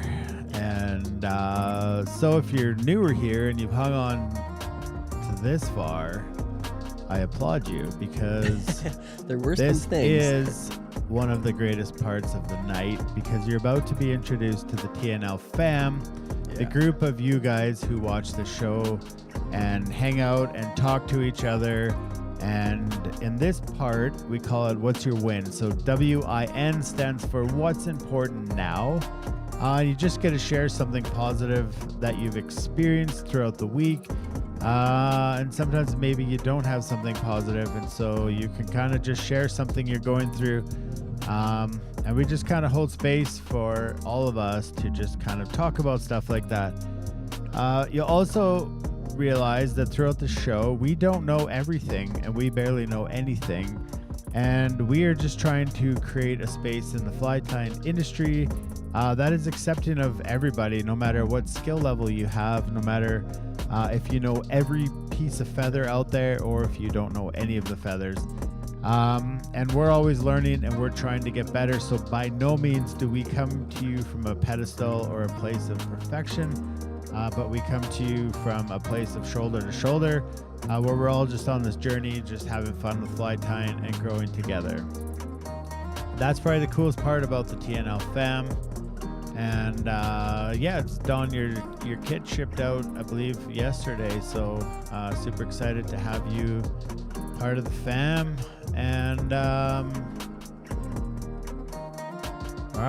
Tim, you're up first. Oh, I'm up. I'm always up first. Yeah, I was just taking in the thoughts. I'm gonna use one that I've been waiting to use because it's been so long coming. But last Friday, after, I spent the night here, and then I got to go summit my first peak with Dana. And if you know Dana, you know he does a lot of that, and with our buddy Aaron. And I got invited along, and I went and did it, and it was a really special day for me. Not that I haven't done some of that in the past, but I never got to do it with these people at this time of year. And to say that things have been a little tough lately would be somewhat of an understatement. And I think being together up there, summiting that peak and getting to just view what we see as God's creation was a very special day for us. And I'm going to take that as my win this week, and I'm excited to do it again.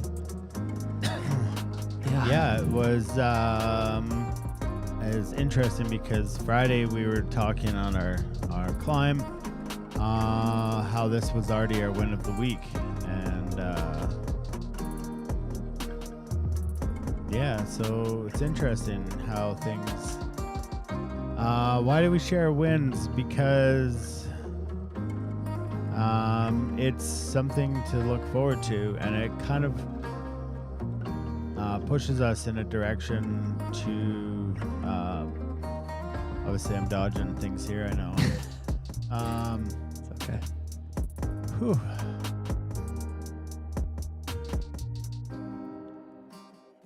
Yeah, so it was good. We summited Friday, and it was super awesome to have Tim. Janine's dad's been very sick for the past while, and probably a really cool moment that we had with him this week was he got moved into the hospital last Thursday, kind of right before the show, and put into kind of they were just, I guess, palliating or very intense palliative care.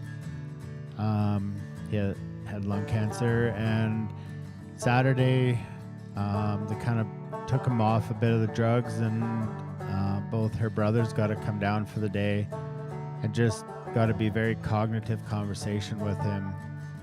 And the journey of dying is interesting. Tuesday morning we got the message that he had passed, and we got to go over there, kind of see him one last time. It's interesting. A lot of emotions kind of rock your world. Usually I'm pretty good at lineating my thoughts. I'm not. So, yeah, just I think the cool part about it is that he knew where he was going, and there was such a for me, it was like a strength building exercises to just be so close to watching somebody go through that, and just to see his faith was so strong, and believe whatever you want to believe, and that's totally fair. But when death is sitting right there, it makes you think a lot of things. And I know a lot of you, we've chatted over the past couple weeks. I know especially Cam, I can't thank you enough as he reaches out. Is this something very close to him with his mom? Yeah, so in all of that, Saturday was pretty cool because we each got to have a really in-depth conversation, and I guess he got to share with us what he wanted to. It's kind of all I got right now. Whew. There's nothing easy about it. No, and I think something I said to Janine was pain is inevitable and sorrow or grief is omnious. Because I don't know how else to put it. There's really nothing that takes it away. And conversation we had was a lot of people reach out saying, like, if I could, and I want to do this for Janine, is just take the burden off of her back, and I want to carry it, but you can't. You can't take somebody else's burden, and the burden only gets lighter when you get stronger, and it kind of resembles back to the mountains.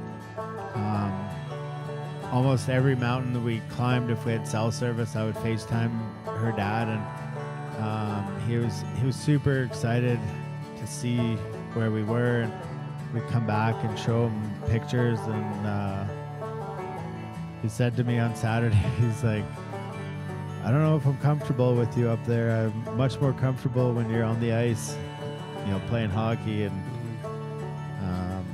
I think he said it with a smile. Like, I don't think he was I think he was still excited to see the journeys, but yeah, that's so back to the taking somebody else's sorrow. And sorry if I'm not reading your guys' wins right now. I'm just trying to get it out. But so you can't take their sorrow off their back. They have to bear the burden. But what you can do is be a source of strength, because through strength you can help somebody get stronger, so that burden becomes lighter. And yeah, it's just waves of emotion. So yeah, I do want to read your guys' wins, because that brings joy for everybody here. So Mr. Stephen Lyle, my win was you guys. God bless all of you. Stay kind and love all. Thanks, Dana and Tim. Great show tonight. Yeah, Cam, not really win, but says, love you guys. Been far too long since we've been face to face. Need to have a coffee, beer, water, or just some fresh air. Agreed, man. Here's something cool. My win is losing my job, and now I have time to go fish in Taiwan. 5 weeks, make a loss a win. That's pretty epic. That is. Mr. Troy Tracy, my win is just getting to spend time with all of you guys. Thank you, everybody. Chaz, I'm so blessed to have a great wife, son, and brothers in my life. I'm happy with all the people in my life who truly care for each other. My heart is full. Thank you, family. I get to choose you, this family. Blackfisher 54, my win for the week is getting to celebrate my wife's birthday tomorrow. Even baked her favorite cake, Boston cream pie. Nice work. Send some pictures. Yeah, pictures for sure.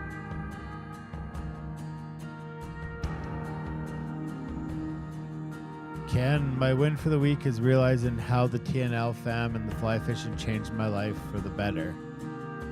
That's super epic. That is a win. Yeah. Mr. Tio, my win. Awesome couple of days off with my kiddos. Love spending time and doing things with them. I won the lottery. I'm so blessed with my wife and kiddos.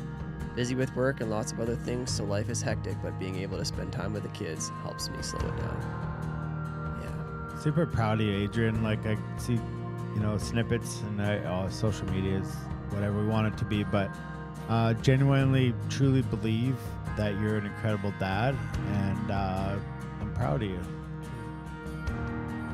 Juan nearly soiled himself at the gym earlier this week, but he won that fight and made it out clean. Huge win. He was probably watching reruns of Doors of Doom. Karen, my win is hanging out with my daughter at Big White, heading home tomorrow, hopefully before the cold weather sets in. Yeah, it's coming.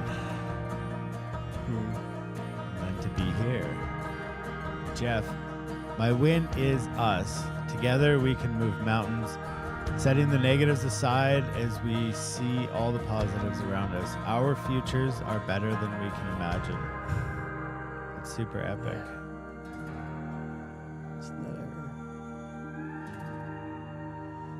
Ken, my win is not having to work today and being able to enjoy this crazy show. Very relaxing. Thanks, guys. If anybody's around Sunday, we're having a bit of a celebration of life. It's 2:00 and old. Shoot me up if it's not a formal funeral. It's not something they wanted, but if you're up or whatever, shoot me a message. You're more than welcome to come say hi. Give a big hug. Yeah. I read your guys' comments directed towards me. Thank you. Mr. Fisher, a win for me is seeing the light at the end of the tunnel of completing a project that's been taking all my free time. I can't wait to finally join in for an entire episode and join back into the TNL family and get a few trips into the Olds area to catch up with some of you guys. Can't wait to, bud. Mr. Reimer, my win this week was spending time with my son at archery. Also, this amazing group of people and being able to share ourselves with each other. Super cool.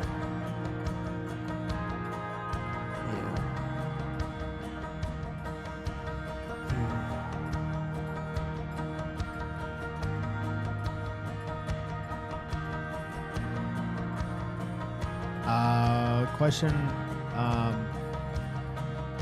all of your comments that we're not posting about, I just not negating them. It's super, thank you. What peak did we do? Opal South, Opal South. Ploy Boy, that sucks. That's tough.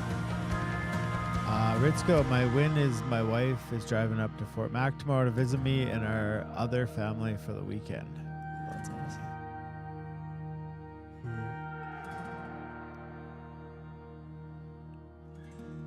I'll take it. Mr. Thorne. My win of the week was getting my dog out training for bird hunting over the weekend. He recently had an operation, so it's been a while. No shortage of pheasant feathers here. Huh. That's awesome. Mr. Allison, getting back to coaching daughter's team. Not 100% yet, but moving forward. Nice. Progress over perfection, my friend.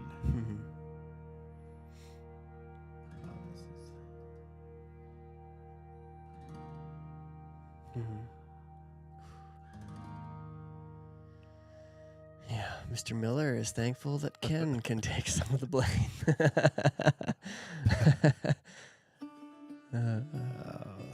Mr. Augustin. My win, I got my paperwork on my first passport. I have a place to stay near Olds, Alberta, checking flights. Looks like God is making a way for me to come to guide school. Filling out paperwork for my guide's license here in Tennessee. Can use prayers. Sometimes life overwhelms me far too often. This group is such a blessing. I love you all. We love you too, buddy. Love you, man. Prayers are not hard to give. Ask when you need them, and they will be sent your way. John. My win this week was not using my electric scooter and walking with my cane instead. That's awesome, epic. done. Yeah. Roger, my win is rearranging my fly tying area. That is a fantastic win. That's able to spread out a little more and organize a bit better. Oh, this is good.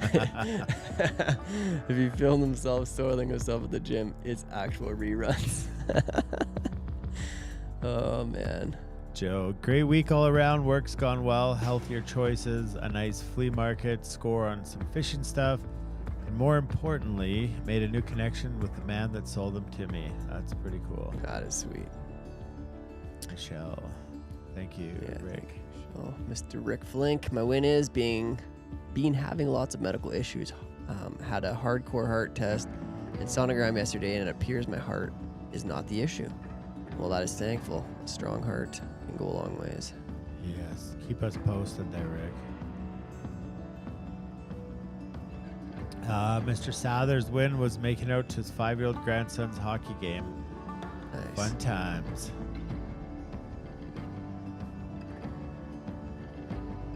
Oh, yes. Yes, hope to see you too, Mr. Colin. My win this week is our whole team. Everyone really pulled together to keep everything going, and I'm so thankful for all of them. Mr. Bruce Cameron, he must have quit the hockey game. The Flames suck. I love them, but they suck. My win is starting the evaluation to be a kidney donor for my incredible son. A long process, but I'm optimistic. That is absolutely fantastic. Yeah, incredible. Mr. Hillbilly. You guys are the win for the week. Thank you guys for all you do for the TNL family. We all appreciate you guys. That is a mutual feeling, my friend. We appreciate you as well. I love his profile pic. Me too. It's like a glory hole, but different. Well, I mean, minor differences, but yeah. Well, guys, that has been a week. Just remember, just as Dana and I are here for you, be there for other people in this group, because everyone is challenged every day with something that they don't want to talk about or something that is unseen to other people. Just be that listening ear or that hug that's needed or whatever it is, because we have wins, but we have losses too, and it's important to acknowledge and be there for each other in both. Yeah, and a big thing about that is sometimes we're afraid to reach out to people, or if people reach out to us, we're afraid to engage the conversation because we don't know what to say. Probably 90% of the time, people aren't looking for you to say anything. They're just wanting to talk. So yeah, we got 2 ears and 1 mouth, and so be somebody's ear. Yeah.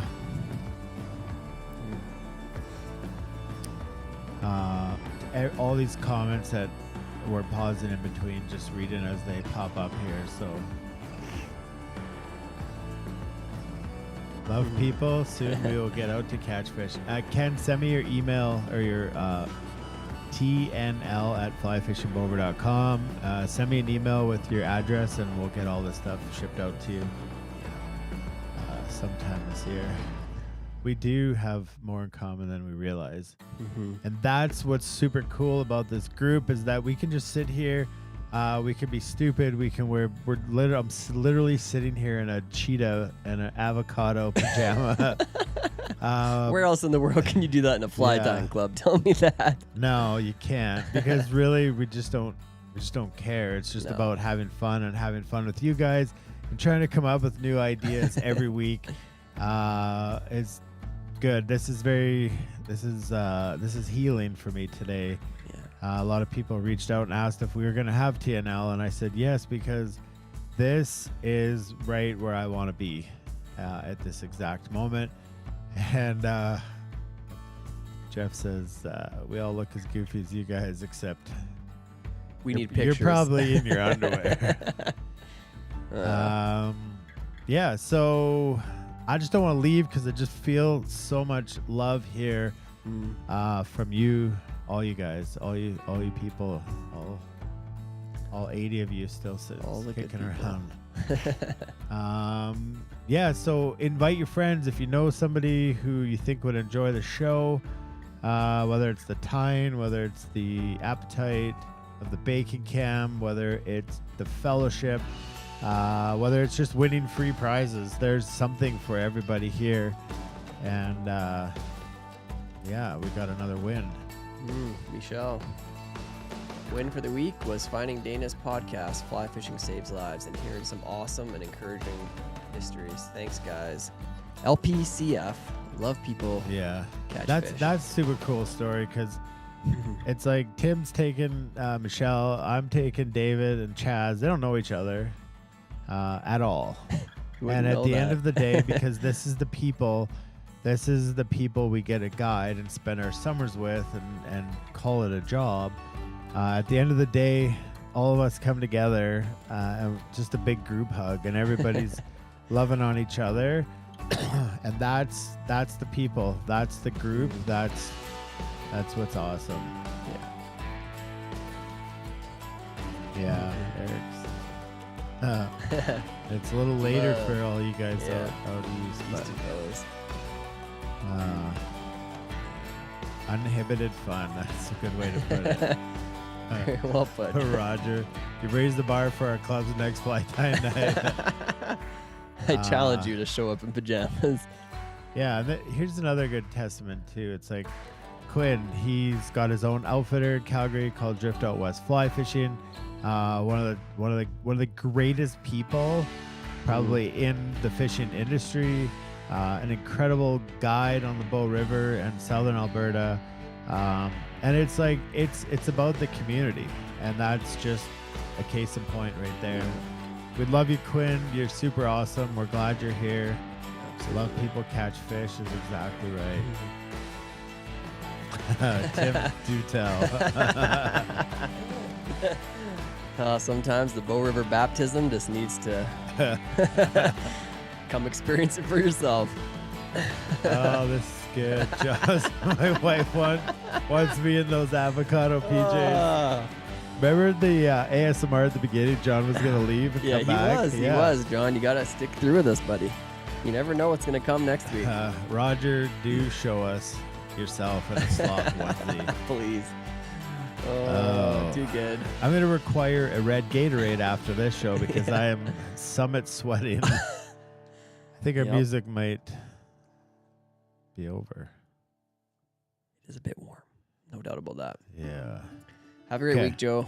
Thanks for tuning in tonight, bud. So to end the show, we're not going to play video games. We're not going to have Sean Ellison's favorite song. Just maybe where you are, just have a moment of silence to Mr. Harrisfoot, Janine's dad. And just got something I'll play here.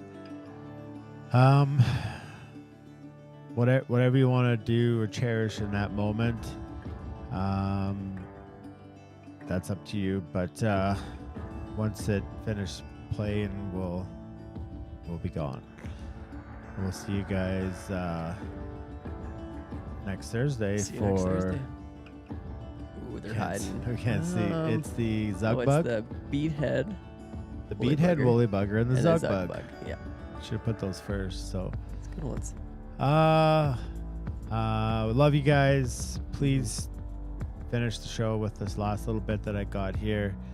And remember a loved one. Say a prayer for a loved one. It's really cool knowing that they know where they're going and we know where they're going. Yeah. And I truly appreciate all this comments, you guys. If you're around Sunday and you want to stop in, message me. I'll give you details. But about 2 o'clock, 2:30, we're just having a celebration. It's not a funeral. It's not formal. It's not. We're just a little celebration to send Mr. Harrisfoot off. See you guys next week. Love you guys. Love you.